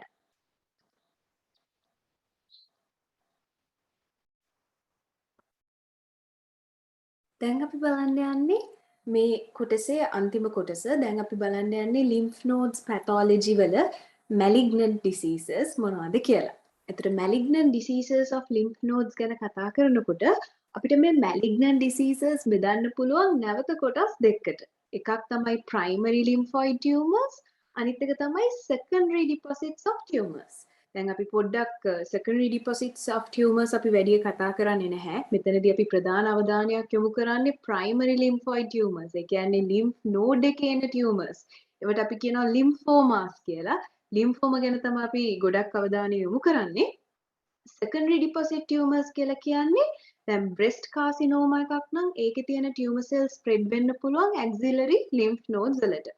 oral carcinoma can have squamous cell carcinoma deposits ඒ ළඟ තියෙන lymph nodes වල. මේ වගේ secondary deposit tumors ඇති වෙන්න පුළුවන්. හැබැයි අපි ප්‍රධාන වශයෙන් අවධානය යොමු කරන්නේ lymph node එකේ primarily හටගන්න tumors වලට. ඒවට අපි කියනවා lymphomas කියලා. එහෙනම් අපි බලමු lymphomas ගැන. lymphoma එකක් කියන්නේ මොකක්ද? අන්න ඒක තමයි දැන් මේ slide එකෙන් අපි පැහැදිලි කරන්න උත්සාහ කරලා තියෙන්නේ. lymphoma එකක් කියලා කියන්නේ solid malignant neoplasms. මේවා malignant. මේ malignant neoplasms මේක සිද්ධ වෙන්නේ අර අපි කතා කරානේ lymphoid system එකේ තියෙන එක එක cells ගැන. මම කියවනේ lymphoid system එකේ තියෙනවා T lymphocytes, B lymphocytes, natural killer cells. ඔය normal lymphoid cells, lymphoid tissues වල තියෙන normal lymphoid cells වල සිදුවෙන transformations නිසා ඇති වෙන්න පුළුවන් tumors තමයි අපි කියන්නේ lymphomas කියලා. ආයෙත් මම කිව්වොත් lymphomas are a group of solid malignant neoplasms resulting from transformation of normal lymphoid cells within the pre-existing lymph nodes. Lymphoid tissues වල lymph nodes විතරක් නෙවෙයි lymphoid tissues වල තියෙන normal lymphoid cells. ඒක T cell වල එක එක ආකාර වෙන්න පුළුවන්. එයාගේ immature ආකාරය වෙන්න පුළුවන්, mature T cell ආකාරය වෙන්න පුළුවන්. B cells වල අපි කතා කරා B cell එකක් කොහොමද bone marrow එකේ stem cell එකේ ඉඳලා mature B cell එකක් බවට පත් වෙන්නේ. ඔය අතරමැද තියෙන ඕනම B cell ආකාරයක normal lymphoid cells වල මෙන්න මේ transformation එකක් ඇති වුණොත් ඇති වෙන්න පුළුවන් lymphomas. එතකොට අපි ගත්තාම lymphomas ඇති වෙන්න පුළුවන් B cells ආශ්‍රිතව. එතකොට B cell tumors ඇති වෙන්න පුළුවන්. T cells වල එක එක ආශ්‍රිතව ඇති වෙන්න පුළුවන් T cell tumors. එතකොට ඒ normal stage එකේ differentiation වෙන එක එක stages වල අපිට ওই කියන දේවල් බලා ගන්න පුළුවන්. එතකොට අපි ගත්තාම මේ lymphoid neoplasms are often disrupt lymphoid neoplasm එකක් ආපුවාම අපේ සාමාන්‍ය immune function එක අපි දන්නවා lymphoid system එකකින් කරන සාමාන්‍ය immune function එකට ප්‍රශ්න ඇති වෙන්න පුළුවන්. ඊළඟට අපි බලමු දැන් මේ තියෙන්නේ එක එක ආකාරයට ඇති වෙන lymphomas. දැන් අපි ගත්තොත් B cells වල මේ තියෙන්නේ B cells ආශ්‍රිතව ඇති වෙන neoplasms. මේ තියෙන්නේ T cells ආශ්‍රිතව ඇති වෙන neoplasms. දැන් ඔයගලන්ට මතක ඇති bone marrow එකේ තමයි B cells හටගන්නේ පළවෙනියටම නේද? එතකොට මෙතන තියෙනවා අපිට common CLB කියලා කියන්නේ common lymphoid progenitor cell එක. මෙන්න මේ common lymphoid progenitor cell එකෙන් මොකද වෙන්නේ? අපිට ලැබෙනවා BLB කියලා කියන්නේ pre lymphoblastic cell එක. progenitor cell එකෙන් අපිට එනවානේ B lymphoblastic cell එක. ඔන්න ඔය B lymphoblastic cells ආශ්‍රිතව කැන්සර් එකක් ඇති වෙන්න පුළුවන්. ටියුමර් එකක් ඇති වෙන්න පුළුවන්. ඒ ටියුමර් එකට තමයි අපි කියන්නේ ටියුමර් එකක් ඇති වෙන්න පුළුවන් pre B lymphoblastic cells ආශ්‍රිතව. අන්න ඒ ටියුමර් එකට අපි කියනවා precursor B lymphoblastic lymphoma එකක් නැත්නම් leukemia එකක්. precursor B lymphoblastic leukemia. මොකද මේ සෙල් එක තමයි involve වෙලා තියෙන සෙල් එක තමයි precursor B lymphoblast එක. අන්න ඒ ආශ්‍රිත වෙන නියෝප්ලාසම් එක තමයි අපි කියන්නේ precursor B lymphoblastic lymphoma එක කියලා. ඊළඟට අපි දන්නවා ඔය precursor B lymphoblast එක මොකද වෙන්නේ? ඊළඟට NBC. NBC කියලා කියන්නේ මේ තියෙන්නේ naive B cell එක. ඔය naive B cell එක ආශ්‍රිතව naive B cell එක ආශ්‍රිතව එන්න පුළුවන් එක තමයි මේ small lymphocytic lymphoma නැත්නම් chronic lymphocytic leukemia එන්නේ මෙන්න මේ cell එක ආශ්‍රිතව. මෙන්න මේ cell එකේ neoplasms ඇති වුනහම ඊළඟට අපි දන්නවා මේ B cell එක මොකද වෙන්නේ bone marrow එකේ ඉඳලා ඊළඟට lymphoid tissues කරා ගමන් කරනවා. lymphoid tissues කියලා කියන්නේ මේ cells mature වෙන්නේ lymph node එකේනේ. එතකොට මේ තියෙන්නේ මම කිව්වා මේ B cells naive B cell එක ගමන් කරනවා lymph node එකට. එතකොට lymph node එකේ මෙන්න මේ තියෙන cell එක මේ තියෙන mantle zone එක. mantle zone එක කියලා කියන්නේ ඔයගලන්ට මතක ඇති lymph node එකේ follicle එක හැදිලා තියෙන B cells වලින් කියලා මම කිව්වා. ඔය B cells තවදුරටත් mature වෙන්නේ මම කිව්වා follicle එකේ මැද තියෙනවා germinal center එක කියලා. ඔය germinal center එක වටේ තියෙන cells වලට අපි කියනවා mantle cells කියලා. ඔය mantle cells වලට තමයි අපි කියන්නේ mantle cells ආශ්‍රිත වෙන lymphoma එක තමයි mantle cell lymphoma. ඊළඟට අර germinal cells වල එන lymphoma වලට lymphoma ජාතිය තමයි follicular lymphoma, Burkitt's lymphoma එන්නේ මේ ආශ්‍රිතව, diffuse large B cell lymphoma, Hodgkin's lymphoma එන්නේ මෙන්න මේ germinal cells. මේකේ ඇතිවෙන neoplasms තමයි මේ. ඊළඟට අපි ගත්තාම T cell neoplasms වල ඔයගලන්ට මතක ඇති T cells develop වෙන්නේ mature වෙන්නේ thymus එකේ. මතක නම් T cells mature වෙන්නේ thymus එකේ. එතකොට ඔය ආශ්‍රිතව precursor T lymphoblastic lymphoma ඔය precursor lymphoblast එක ආශ්‍රිතව ඇතිවෙන neoplasms තමයි precursor T lymphoblastic lymphoma කියලා කියන්නේ. ඒ වගේම T cells ඊට පස්සේ ගමන් කරනවා lymph node එකට. මතක ඇති මම කිව්වා lymph node එකේ paracortex එකේ තමයි T cells තියෙන්නේ. ඔන්න ඔය T cells වල peripheral T cell lymphomas ඇති වෙන්න පුළුවන්. ඉතින් ඔය විදිහට B cells ආශ්‍රිතව lymphomas ඇති වෙන්න පුළුවන්. T cells ආශ්‍රිතව lymphomas ඇති වෙන්න පුළුවන්. එතකොට මේ list එකක් තමයි මෙතන සඳහන් වෙන්නේ. දැන් අපි ගත්තාම lymphomas වල lymphoma තියෙන patient කෙනෙක්ගේ අපිට දකින්න පුළුවන් symptoms ටිකක් තියෙනවා. ඒ symptoms වලට අපි කියනවා B symptoms කියලා. සාමාන්‍යයෙන් අපි ගත්තාම B symptoms ප්‍රධාන තුන දැනගන්න ඕනේ අපි. අංක 1 weight loss. weight loss කියන්නේ ශරීරයේ බර 10%ක් body weight loss එකක් සිද්ධ වෙනවා. diagnose කරන්න මාස 6ක කාලයක් ඇතුළත එයාගේ තියෙන බරෙන් 10%ක බරක් එකපාරට අඩු වෙනවා. weight loss. අනිත් එක තමයි fever. ආය ඒ කියන්නේ ආය temperature above 38 degrees. උෂ්ණත්වය සෙල්සියස් අංශක 38ට වඩා වැඩි මේ fever එකක් ආය එනවා in the previous month. ඒ කියන්නේ diagnose කරන්න ඉස්සෙල්ලා මාසේ ඔය විදිහට cyclical pattern එකක් විදිහට අපිට බලා ගන්න පුළුවන් මෙයාට උණ ගන්නවා. සෙල්සියස් අංශක 38ට වඩා වැඩි වෙනවා ශරීර උෂ්ණත්වය. ඒ වගේම night sweats රාත්‍රී කාලයේදී අධික ලෙස දහඩිය දාන්න ගන්නවා. recurrent drenching night sweats.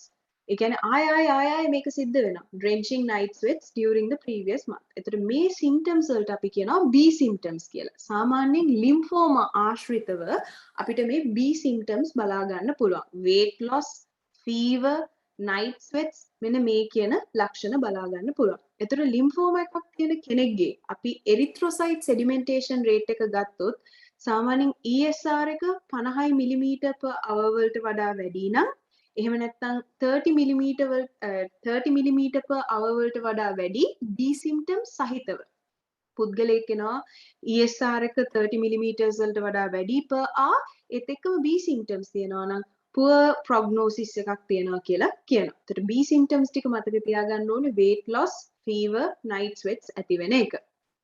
එතකොට ඊළඟට අපිට විශේෂයෙන් කතා කරන්න දෙයක් තමයි lymphomas අපිට ප්‍රධාන වර්ග දෙකකට බෙදන්න පුළුවන්. එකක් තමයි Hodgkin's lymphoma, අනිත් සියලුම lymphomas අපි දානවා Hodgkin's නොවන සියලුම lymphomas අපි දානවා non-Hodgkin's lymphoma වලට. කොහොමද අපි Hodgkin's lymphoma එකක්ද non-Hodgkin's lymphoma එකක්ද කියලා බෙදන්නේ? ඒකට දායක වෙන ප්‍රධානම දේ තමයි මෙන්න මේ කියන රීඩ් ස්ටර්න්බර්ග් සෙල්. මතක ඇති මම කිව්වා ඉන්ෆෙක්ෂස් මොනොනියුක්ලියෝසස් වල මෙන්න මේ වගේ සෙල් එකක් තියෙනවා ලිම්ෆෝමාස් වල. ඒකට අපි කිව්වා රීඩ් ස්ටර්න්බර්ග් සෙල් කියලා. ඒ වගේ සෙල් එකක් ඉන්ෆෙක්ෂස් මොනොනියුක්ලියෝසස් වල තියෙනවා. ලිම්ෆෝමාස් වල තමයි අපිට රීඩ් ස්ටර්න්බර්ග් සෙල් එකක් බලා ගන්න ලැබෙන්නේ. ඒකේ තියෙන කැරක්ටරිස්ටික් ෆීචර් එක තමයි මෙන්න මේ owl's eyes appearance. owl ගේ eyes වගේ owl size appearance එක සහිත රීඩ් ස්ටර්න්බර්ග් cells දැක බලා ගන්න පුළුවන්. එතකොට මේ තමයි රීඩ් ස්ටර්න්බර්ග් cell එක. සාමාන්‍යයෙන් Hodgkin's lymphoma වල අපිට රීඩ් ස්ටර්න්බර්ග් cell එකක් දැක බලා ගන්න පුළුවන්. හැබැයි non Hodgkin's lymphoma වල මෙන්න මේ රීඩ් ස්ටර්න්බර්ග් cell එක දැක බලා ගන්න ලැබෙන්නේ නැහැ. ඉතින් මේ අනුව තමයි අපි වර්ගීකරණය කරන්නේ Hodgkin's lymphoma සහ non Hodgkin's lymphoma විදිහට.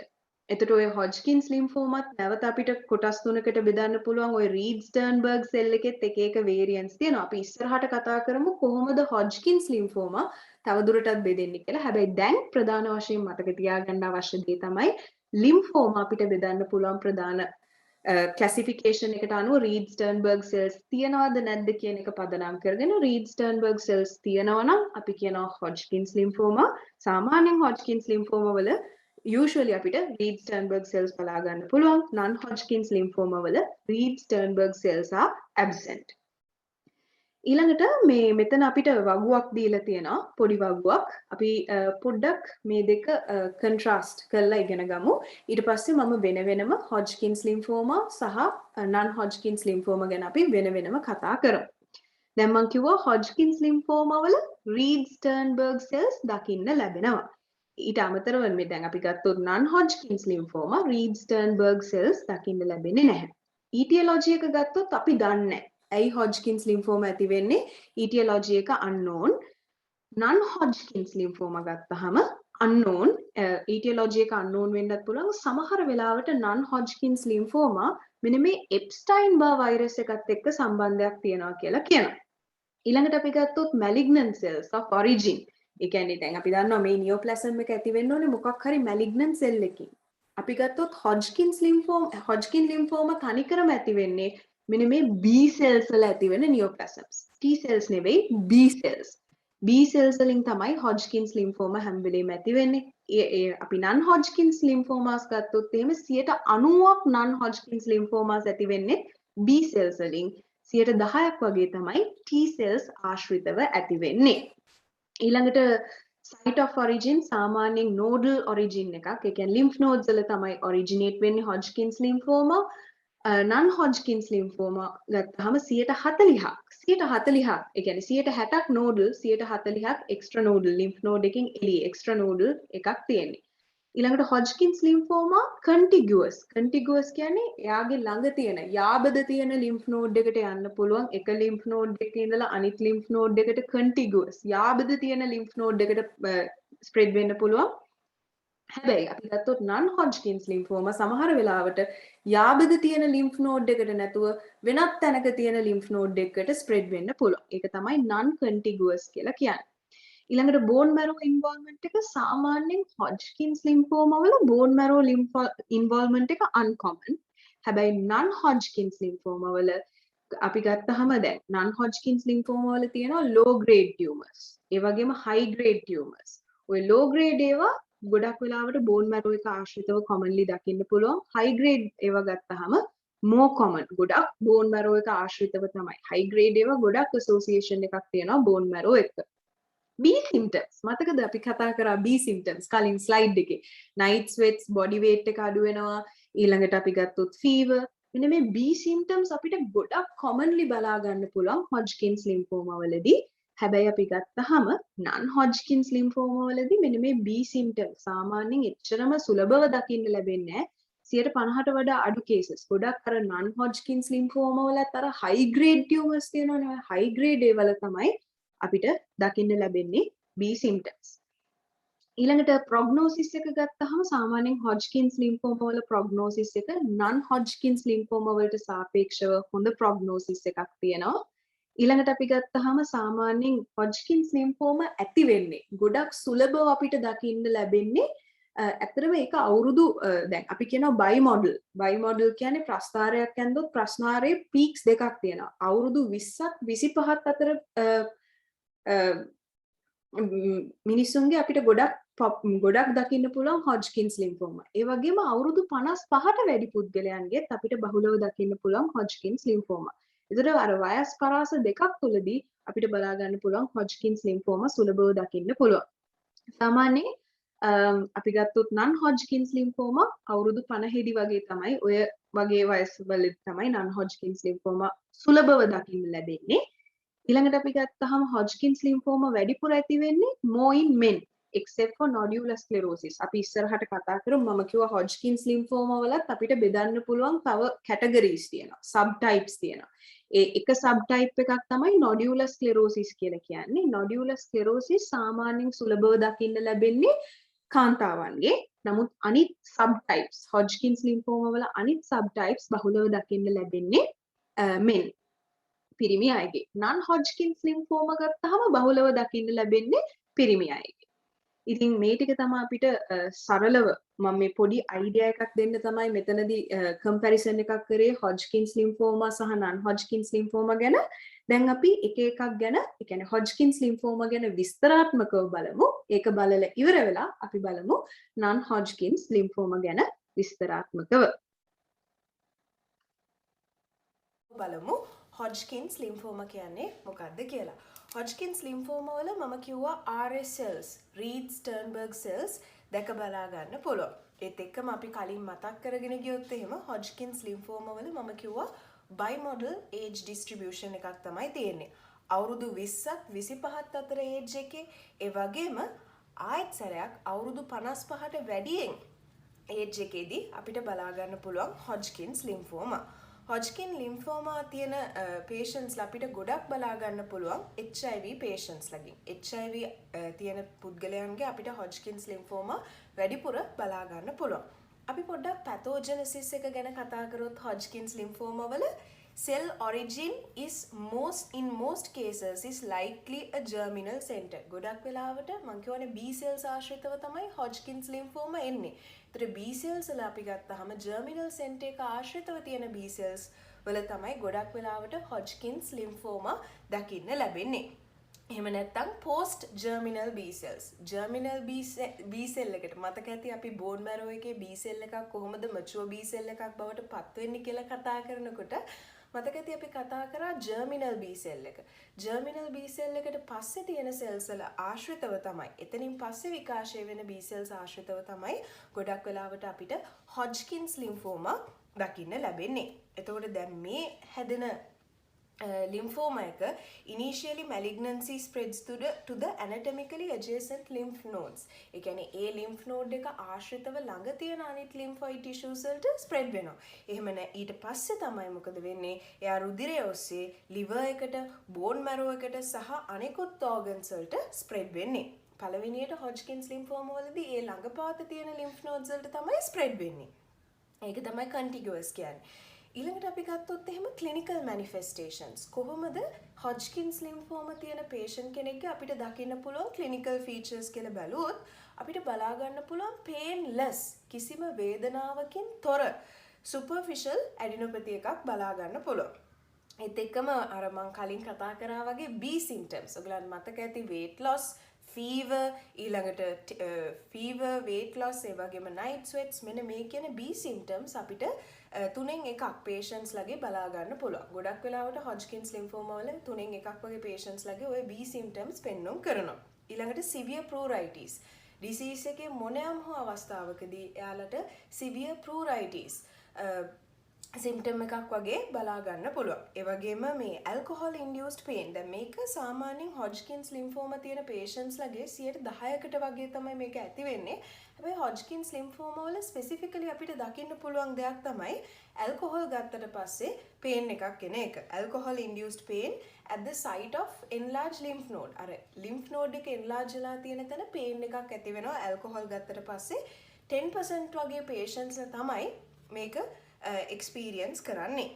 ඊට අමතරව nephrotic syndrome, amyloidosis, එරිතීම නොඩෝසම් මෙන්න මේ වගේ ඩිසීසස් උත් අපිට දැක බලා ගන්න පුළුවන් ක්ලිනිකල් ෆීචර්ස් විදිහට ක්ලිනිකල් මැනිෆෙස්ටේෂන්ස් විදිහට හොජ්කින්ස් ලිම්ෆෝමා තියෙන patient කෙනෙක්ගේ. ඊළඟට අපි බලුවොත් එහෙම කොහොමද අපි lab findings හොයාගන්නේ හොජ්කින්ස් ලිම්ෆෝමා ආශ්‍රිතව කොහොමද අපි හොයාගන්නේ lab findings වලින්. එකක් තමයි ඇනීමියා. මේ පුද්ගලයන්ගේ අපිට දකින්න පුළුවන් ලක්ෂණයක් තමයි ඇනීමියා තියෙනවා. ඒ වගේම ලියුකෝසයිටෝසිස් මුල් අවධියේදී හොජ්කින්ස් ලිම්ෆෝමා ඇති වෙලා මුල් අවධියේදී white blood cell count එක සෑහෙන ඉහළ යනවා. ලියුකෝසයිටෝසිස්. ඒ වගේම thrombocytosis platelet count එක ඉහළ යනවා. eosinophilia eosinophilia ඇති වෙනවා. ESR එක වැඩි වෙනවා. ඒ වගේම alkaline phosphate enzyme level එක elevate වෙනවා. ඉතින් මේවා තමයි සාමාන්‍යයෙන් Hodgkin's lymphoma ආශ්‍රිතව අපිට බලා ගන්න පුළුවන් lab findings. කොහොමද අපි හරියට diagnose කරගන්නේ Hodgkin's lymphoma එකක්? ඒ සඳහා අපි core biopsy එකක් හරි excisional biopsy එකක් හරි කරන්න ඕනේ. fine needle aspiration එකක් අපිට විතරක් මදි. මොකද fine needle aspiration එකෙන් අපිට බෑ evaluate කරන්න අර lymph node එකේ architectural findings proper diagnosis එකක් කරන්න අමාරුයි fine needle aspiration එකකින්. ඒ නිසා අපි අනිවාර්යයෙන්ම core biopsy එකක් එහෙම නැත්නම් excisional biopsy එකක් කරන්න ඕනේ. ඒ lymph tissue එකේ අපි බලන්න ඕනේ Reed Sternberg cells තියනවාද කියලා. ඒක තමයි characteristic feature එකනේ. Hodgkin's lymphoma වල Reed Sternberg cells තියෙන එක ඒක බලන්න වෙනවා. ඊළඟට අපි ගත්තාම දැන් මේ විදිහට Reed Sternberg cells සමහර වෙලාවට මේ histology එක දැක්ක ගමන් අපිට Hodgkin's lymphoma කියලා diagnose කරන්න බැරිව යනවා. ඒකට differential diagnosis ගැන අපිට හිතන්න වෙනවා. Hodgkin's lymphoma නැතුව වෙන මොන වගේ දැන් මේ clinical features මේ තියෙන histology එක තව මොන වගේ ඒ කියන්නේ Hodgkin's lymphoma වගේ හිතන්න පුළුවන් differential diagnosis මොනවද කියලා බලුවොත් දැන් අපි දන්නවා සමහර වෙලාවට මේ Reed Sternberg cells බලා ගන්න පුළුවන් තව disease එකකදී. ඒ තමයි phenytoin induced lymphoid hyperplasia වලදී. ඒ නිසා අපි පොඩ්ඩක් ඒකත් හිතේ තියාගෙන ඉන්න ඕනේ. සමහර solid tumors වල ඒ වගේම infectious mononucleosis අනිවාර්යයෙන්ම අපි හිතන්න ඕනේ. මොකද මම කිව්වා Reed Sternberg like cells තියනවා කියලා. infectious mononucleosis වල. ඒ වගේම non Hodgkin's lymphomas හිතේ තියාගෙන ඉන්න ඕනේ differential diagnosis විදිහට. ඊළඟට අපි බලමු Hodgkin's lymphoma. දැන් Hodgkin's lymphoma අපිට පුළුවන් තව දුරටත් subtypes වලට බෙදන්න. දැන් ප්‍රධාන වශයෙන් ඕක අපි subtypes දෙකකට බෙදනවා. Classic Hodgkin's lymphoma සහ nodular lymphocyte predominant Hodgkin's lymphoma. අපි මේ nodular lymphocyte predominant Hodgkin's lymphoma ගැන කතා කරන්නේ. අපි බලමු මොකද්ද මේ classic Hodgkin's lymphoma කියන්නේ කියලා. ඒතර මම ආයෙත් කිව්වොත් ලිම්ෆෝමා අපිට බෙදන්න පුළුවන් Hodgkin's lymphoma සහ non Hodgkin's lymphoma කියලා. Hodgkin's lymphoma ගැන තමයි අපි දැන් මේ විස්තරාත්මකව කතා කරන්නේ. Hodgkin's lymphoma අපිට බෙදන්න පුළුවන් classes subtype දෙකකට. Classic Hodgkin's lymphoma, nodular lymphocyte predominant Hodgkin's lymphoma. දැන් අපි බලමු classic Hodgkin's lymphoma ගැන. ඔය classic Hodgkin's lymphoma ඒකේ තියෙන අර දැන් අපි කියවනේ Reed Sternberg cells ගැන. ඔය Reed Sternberg cell එකේ වර්ගය අනුව අපිට පුළුවන් තව කොටස් හතරකට බෙදන්න. Lymphocyte predominant, lymphocyte depleted, mixed cellularity සහ nodular sclerosing කියලා. ඔන්න ඔය විදිහට අපිට පුළුවන් ප්‍රධාන කොටස් හතරකට, ඒ කියන්නේ classic Hodgkin's lymphoma අර Reed Sternberg cell එකේ variants අනුව ප්‍රධාන කොටස් හතරකට බෙදන්න. අපි ගත්තොත් එහෙම මේ තියෙන්නේ Reed Sternberg cells. මෙන්න මේ Reed Sternberg cells වල අපි ගත්තොත් එහෙම මෙන්න මේ තමයි classic Reed Sternberg cell එක. මේ classic Reed Sternberg cell එක සාමාන්‍යයෙන් අර මං කිව්ව mixed cellularity වල අපිට බලා ගන්න ලැබෙන්නේ මෙන්න මේ classic Reed Sternberg cell එක. ඊළඟට මේ තියෙන්නේ ලකුණා cell එක. ලකුණා cell එකේ ඔයගලන්ට පේනවා ඇති අර සුදු පාට අවකාශයක් තියෙනවා වටේට. මේ ලකුණා cell එක මේක අපිට දකින්න ලැබෙන්නේ nodular sclerosing කියන එකේ. මේ තියෙන popcorn එකක් වගේ මේක තමයි අපි කියන්නේ popcorn cell කියලා. මේක අපිට දකින්න ලැබෙන්නේ lymphocyte predominance කියන එකේ. එතකොට ඒ අනුව ගත්තාම lymphocyte predominant කියන එකේ අපිට බලා ගන්න පුළුවන් Reed Sternberg cells වල popcorn cell එක. ඒත් එක්කම lymphocyte depleted එකේ lymphocyte depleted, mixed cellularity එකේ අපිට බලා ගන්න පුළුවන් අර classic RS cell එක. mixed cellularity එකේ මෙන්න මේ කියන classic Reed Sternberg අර අපි කතා කරපු classic Reed Sternberg cell එක බලා ගන්න පුළුවන්. ඊළඟට lymphocyte predominant එකේ මං කිව්වා පොප්කෝන් සෙල්ස් නොඩියුලර් ස්ක්ලෙරෝසින් වල අපිට බලා ගන්න ලැබෙන්නේ ලකුණා සෙල් එක. මේ නොඩියුලර් ස්ක්ලෙරෝසින් අපිට වැදගත් පොඩ්ඩක් කතා කරන්න. මොකද නොඩියුලර් ස්ක්ලෙරෝසින් තමයි අපිට දකින්න පුළුවන් කොමනස්ට් හොජ්කින්ස් ලිම්ෆෝමා එක, ටයිප් එක, සබ් ටයිප් එක. ගොඩක් වෙලාවට මේ තුනම ලිම්ෆොසයිට් ප්‍රිඩොමිනන්ට්, ලිම්ෆොසයිට් ඩිප්ලීටඩ්, මික්ස්ඩ් සෙලියුලරිටි ඔය තුනම ගොඩක් වෙලාවට බහුලව දකින්න ලැබෙන්නේ පිරිමි අයගේ. හැබැයි නොඩියුලර් ස්ක්ලෙරෝසින් එකේ තියෙන ලකුණා සෙල් එක, ඒ කියන්නේ රීඩ් ස්ටර්න්බර්ග් සෙල් එකේම ඒ සෙල් වර්ගය තමයි රීඩ් ස්ටර්න්බර්ග් සෙල් එකේම ලකුණා සෙල් දකින්න ලැබෙන්නේ. ඒක ගොඩක් වෙලාවට සුලභව දකින්න ලැබෙන්නේ කාන්තාවන්ගේ. මේකේ ගොඩක් හොඳ ප්‍රොග්නෝසිස් එකක් තියෙනවා කියලා කියනවා. ඉතින් මේ ටික තමයි අපිට දැනගන්න තියෙන්නේ ක්ලාසික් හොජ්කින්ස් ලිම්ෆෝමා වල සබ් ටයිප්ස් 4 විදිහට.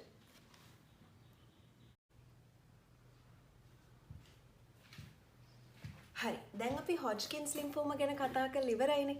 අපි යමු ඊළඟට අනිත් ලිම්ෆෝමා වර්ගය ගැන කතා කරන්න. ඒ තමයි non Hodgkin's lymphoma. එතකොට Hodgkin's lymphoma නොවන අනිත් ලිම්ෆෝමා ටික ඔක්කොම අයිති වෙන්නේ non Hodgkin's lymphoma වලට.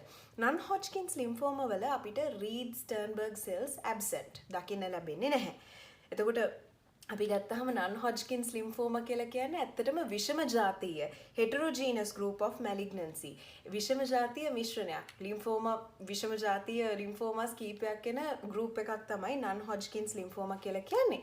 ඔය non Hodgkin's lymphoma B cells වල එන්නත් පුළුවන්, T cells වල එන්නත් පුළුවන්. අන්න ඒක තමයි විශේෂත්වය. අපි කිව්වා Hodgkin's lymphoma සාමාන්‍යයෙන් එන්නේ B cells ආශ්‍රිතව.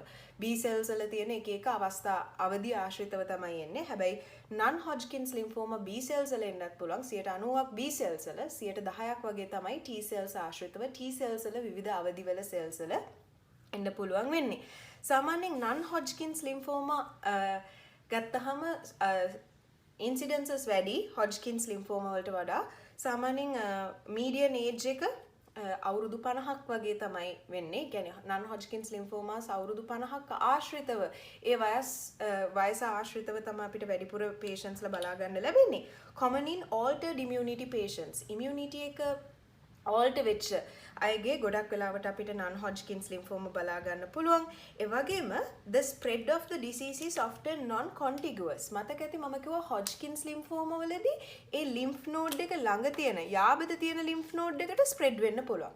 හැබැයි non Hodgkin's lymphoma වල සාමාන්‍යයෙන් මේ lymph node එකේ ඉඳලා යාබද තියෙන lymph node එකට නෙවෙයි ඒ වෙන කොහේ හරි තැනක ඒ කියන්නේ lymph node skip කරලා වෙන කොහේ හරි තැනක තියෙන lymph node එකට spread වෙන්න පුළුවන්. ඒකයි මම කිව්වේ skipping over lymph nodes කියලා non Hodgkin's lymphoma වල. ඒතර මේ තමයි Hodgkin's lymphoma වල යාබද තියෙන lymph node එකට යන්න පුළුවන්. හැබැයි non Hodgkin's lymph node වල යාබද තියෙන එක්කෙනා වෙනුවට ඒක skip කරලා අනිත් lymph nodes වලට යන්න පුළුවන්.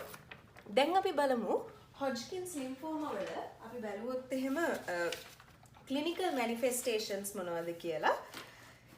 සාමාන්‍යයෙන් මෙහෙමයි non Hodgkin's lymphoma වල ඒ කොහෙද ඇති වෙලා තියෙන්නේ ඒ සයිට් එක සහ ඒ සබ් ටයිප් එක non Hodgkin's lymphoma වලත් අපිට සබ් ටයිප්ස් ගොඩාක් බලා ගන්න පුළුවන්. ඒ සබ් ටයිප් එක අනුව clinical manifestations වෙනස් වෙන්න පුළුවන් non Hodgkin's lymphoma වල.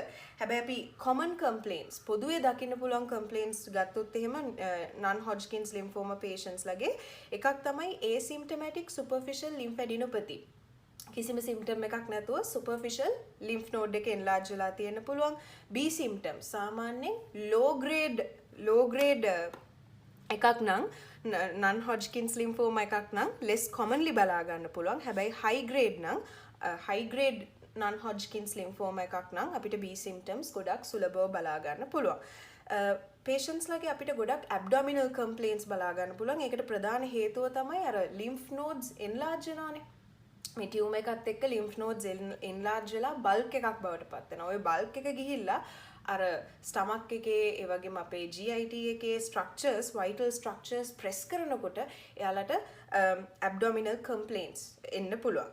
ඊළඟට bone pain, pancytopenia, ඒ වගේම සමහර non Hodgkin's lymphoma skin එක ආශ්‍රිතව අපිට බලා ගන්න පුළුවන් skin changes. අපි ඉස්සරහට කතා කරමු ඒ වගේ non Hodgkin's lymphoma එකක් ගැන. මොකද්ද මේ විදිහට skin cutaneous ඉන්වෝල්වමන්ට් එකක් තියෙන්නේ ඒ කියුටේනියස් ඉන්වෝල්වමන්ට් එකත් එක්ක ස්කින් එකේ යම් යම් වෙනස්කම් අපිට බලා ගන්න පුළුවන්.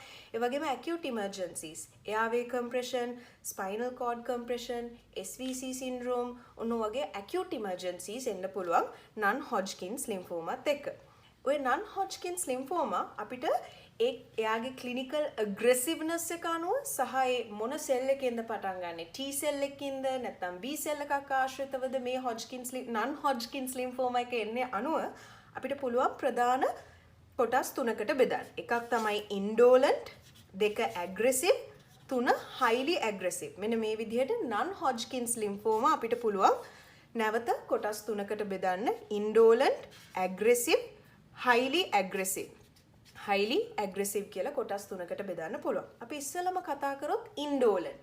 indolent කියලා කියන්නේ little pain එකක්. ඒ කියන්නේ එච්චරම aggressive නැහැ. ඒ තමයි indolent. ඔය indolent උත් B cells ආශ්‍රිත වෙන ඒවා තියෙනවා.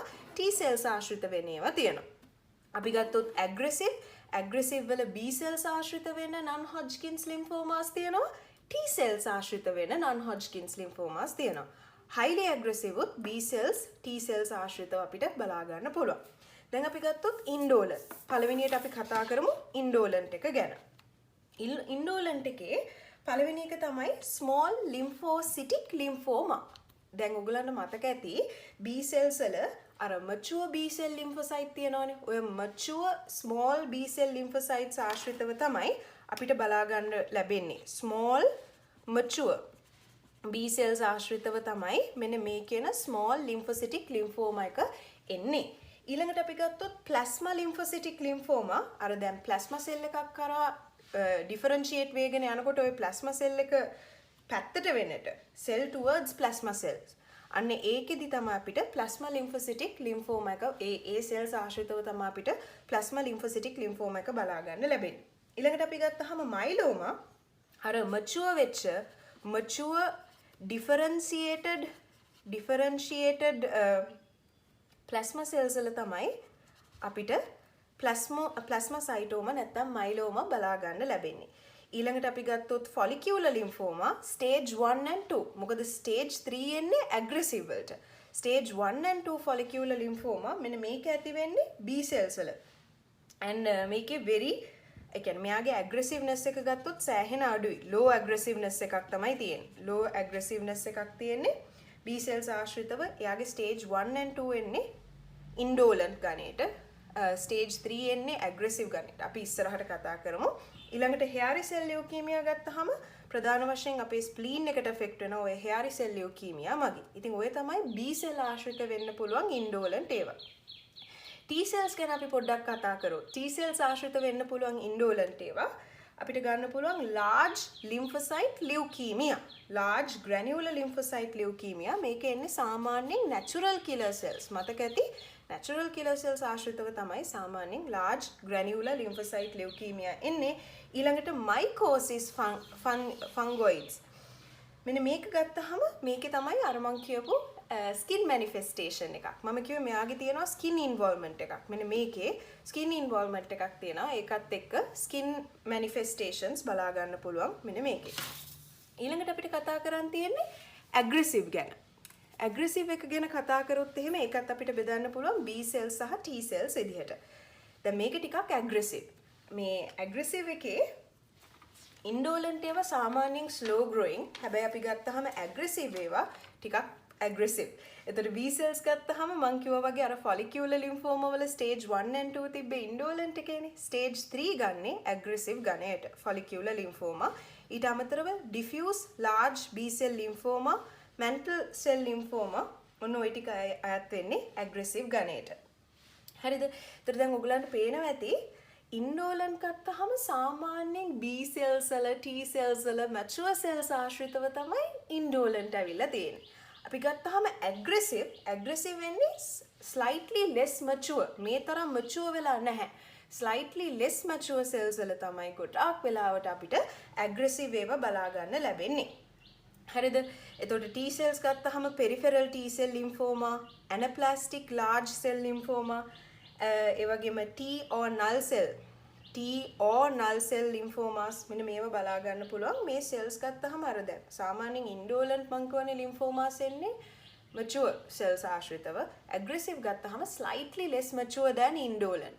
ඒවල තමයි අපිට aggressive බලා ගන්න ලැබෙන්නේ. ඊළඟට අපි ගත්තොත් highly aggressive lymphomas. highly aggressive lymphomas ගත්තහම ගොඩක්ම අර mature වෙලා නැහැ immature cells.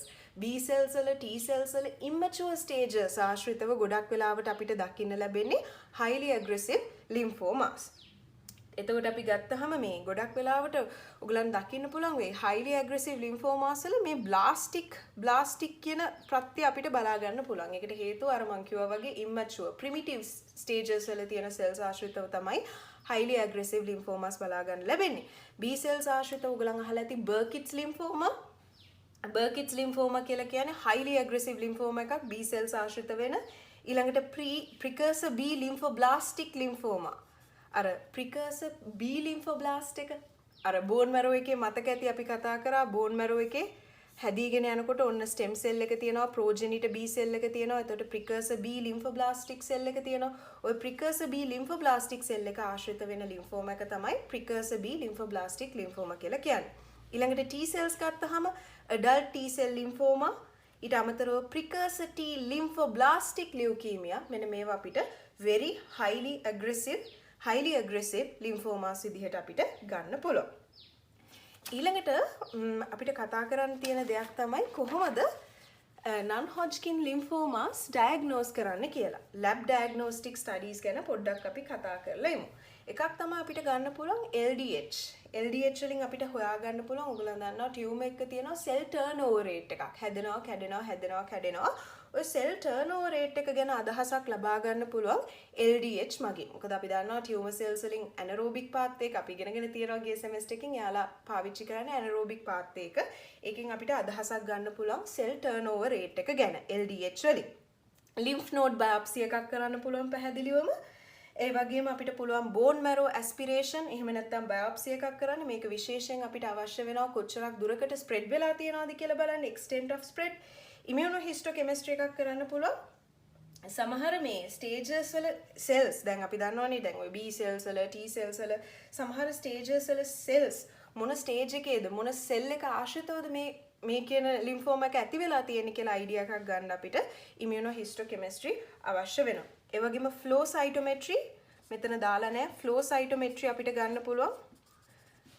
flow cytometry අපිට වැදගත් වෙනවා සමහර leukemias diagnose කරගන්න. ඒ වගේම molecular genetic studies ගන්න පුළුවන්. FISH fluorescent in situ hybridization cytogenetics විශේෂයෙන් අපිට පාවිච්චි කරන්න පුළුවන් non-Hodgkin lymphomas බලන්න. විශේෂයෙන් මේ සමහර ඔයගලන් දන්නවා ඇති සමහර non-Hodgkin lymphomas වල තියෙනවා translocation එකක්. chromosome translocation එකක්. මෙන්න මේ chromosome translocation එක බලා ගන්න අපිට cytogenetics පාවිච්චි කරන්න වෙනවා. translocation. මොකද්ද chromosome translocation කියලා කියන්නේ? අපි දන්නවා chromosome එකේ කොටසක් කැඩිලා ඒක වෙන chromosome එකක ගිහිල්ලා attach වෙනවා. මෙන්න මේක තමයි chromosome translocation කියලා කියන්නේ. දැන් අපි ගත්තාම ගොඩක් commonly අපිට බලා ගන්න පුළුවන් දෙයක් තමයි 14th chromosome එකේ කෑල්ලක් කැඩිලා ගිහිල්ලා 18th chromosome එකේ high වෙනවා. translocation එකක් වෙනවා. TCAN translocation. commonly 30% අපිට ඕක බලා ගන්න පුළුවන් follicular growth pattern එකක්. තමයි ඕකේ බලා ගන්න ලැබෙන්නේ. විශේෂයෙන් අපි ගත්තොත් Burkitt's lymphoma වල 8th chromosome එකේ කෑල්ලක් කැඩිලා ගිහිල්ලා 14th chromosome එකේ සම්බන්ධ වෙනවා. මොනෝකෙන් තමයි Burkitt's lymphoma. ඔය chromosomal translocation එකේ හින්දා තමයි මෙතනදී ටියුමර් එක නියෝප්ලාසම් එක ඇති වෙන්නේ. ඕකෙදී අර c-MYC gene එකට බලපෑමක් ඇති වෙනවා. ඉතින් මේ වගේ translocation එකක් වුණාම අපි දන්නවා genes කීපයක් එහාට මෙහාට හුවමාරු වෙනවා. ඒ නිසා multiple anomalies බලා ගන්න පුළුවන්. correlation between cytogenetic change and outcome is variable. ඒ කියන්නේ outcome එක වෙනස් වෙනවා. ඉතින් ඔය cytogenetic change එකත් එක්ක. ඉතින් ওই ටික තමයි අපිට බලා ගන්න තියෙන්නේ cytogenetic investigations යටතේ.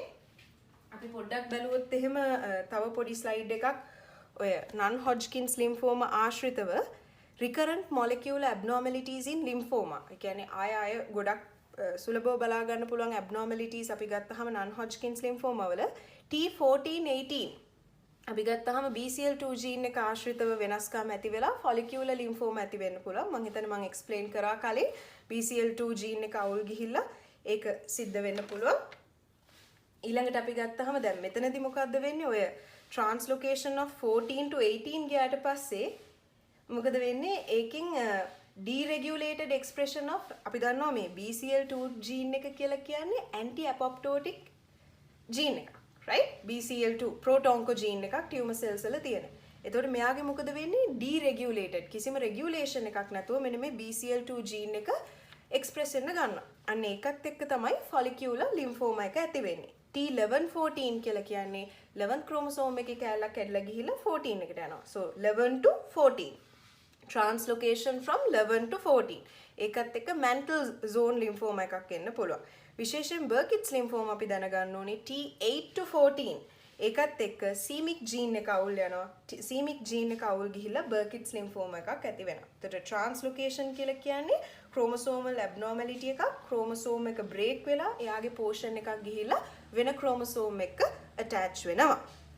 ඊළඟට අපිට පොඩ්ඩක් කතා කරන්න තියෙනවා කොහොමද staging of lymphoma. කොහොමද අපි lymphoma එකක් stage කරන්නේ? ඊට ඉස්සෙල්ලම අපි බලමු මොකක්ද stage කියන්නේ කියලා. stage කියලා අපි හඳුන්වන්නේ කොච්චරක් දුරකට ඒ ටියුමර් එක ස්ප්‍රෙඩ් වෙලා තියෙනවද? අපේ බොඩි එකේ කොච්චරක් දුරකට මේ ටියුමර් එක ස්ප්‍රෙඩ් වෙලා තියෙනවද? අන්න ඒක තමයි staging කියලා කියන්නේ. stage of lymphoma. එතකොට මේ ඔයගලන් පේනවා ඇති stage 1 2 3 4 කියලා stages හතරක් තියෙනවා. ඊට අමතරව අපි ඕකට දෙනවා මේ A කියලා කියනවා. A කියලා කැලල දාලා තියෙනවා නම් that means no B symptoms. B තියෙනවා නම් B symptoms are present. S කියලා දාලා තියෙනවා නම් splenomegaly. X කියලා කියන්නේ අර lymph node mass එක more than 10 centimeters ලොකුයි if contiguous. ඒ කියන්නේ යාබද තියෙන එකට spread වෙලා තියෙනවා නම්. ඒතර අපි ගත්තාම stage 1 කියලා කියන්නේ limited to one lymph node region or one extranodal site. extranodal site එකක් කියන්නේ lymph node එකෙන් පිටත තියෙන organ එකක් හරි extranodal site එකකට යන්න පුළුවන්. ඒතර ඔය extranodal site එකකට spread වුණාම තමයි අපි E කියන sign එක දාලා තියෙන්නේ. E. ඊළඟට අපි ගත්තාම stage 2 කියලා කියන්නේ two or more lymph node regions on one side of the diaphragm. diaphragm එකෙන් උඩ හරි යට හරි එක පැත්තක diaphragm එකෙන් එක පැත්තක two or more lymph node regions. lymph node regions දෙකක් හරි ගොඩක් හරි හැබැයි diaphragm එකෙන් එක පැත්තක involve වෙලා තියෙනවා or with involvement of limited contiguous extra lymphatic site. ඒ අදාළ lymph node එකට යාබදව තියෙන extra lymphatic site එකට spread වෙලා තියෙනවා නම් 2E කියලා අපි දානවා. ඊළඟට stage 3 කියලා කියන්නේ lymph node involvement in both sides. diaphragm එකේ උඩයි යටයි දෙපැත්තෙම තියෙන lymph node regions වලට affect වෙලා තියෙනවා නම් ඒක තමයි stage 3 කියලා කියන්නේ.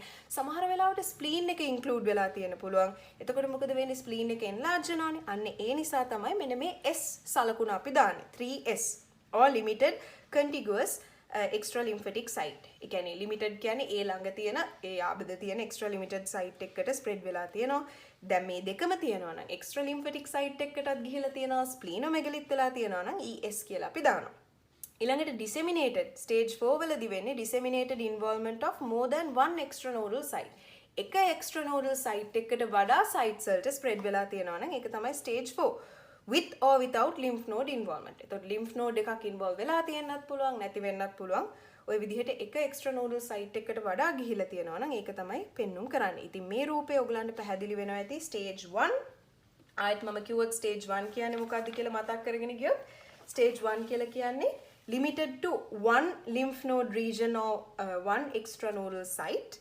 ඊළඟට stage 2 කියලා කියන්නේ two or more lymph node ඒ කියන්නේ two or more lymph node regions on one side of the diaphragm affect වෙලා තියෙනවා. ඊළඟට stage 3 කියලා කියන්නේ lymph node involvement එකක් තියෙනවා diaphragm එකේ දෙපැත්තෙම. ඒත් එක්කම මේ spleen එකට spread වෙලා තියෙන්න පුළුවන්. තව extranodal sites වලට ගිහිලා තියෙන්න පුළුවන්. stage 4 කියලා කියන්නේ මෙන්න මේ stage එක. මේක අපිට බලා ගන්න පුළුවන් disseminated involvement of more than one extranodal site. එක extranodal site එකකට වඩා වැඩි සංඛ්‍යාවකට මේක spread වෙලා තියෙනවා lymph node involvement එකක් එක්ක හෝ නැතුව. ඉතින් ওই විදිහට තමයි අපිට lymph node pathology වල අපිට කතා කරන්න තියෙන්නේ. මෙතන අපි සඳහන් කරලා තියෙනවා lymphoma. practical way to think about lymphoma කොහොමද ඒකේ survival rates, curability එක treat කරන්න ඕනේද නැද්ද කියන එක මෙන්න මේ වගේ අපි පෙන්눔 කරලා තියෙනවා.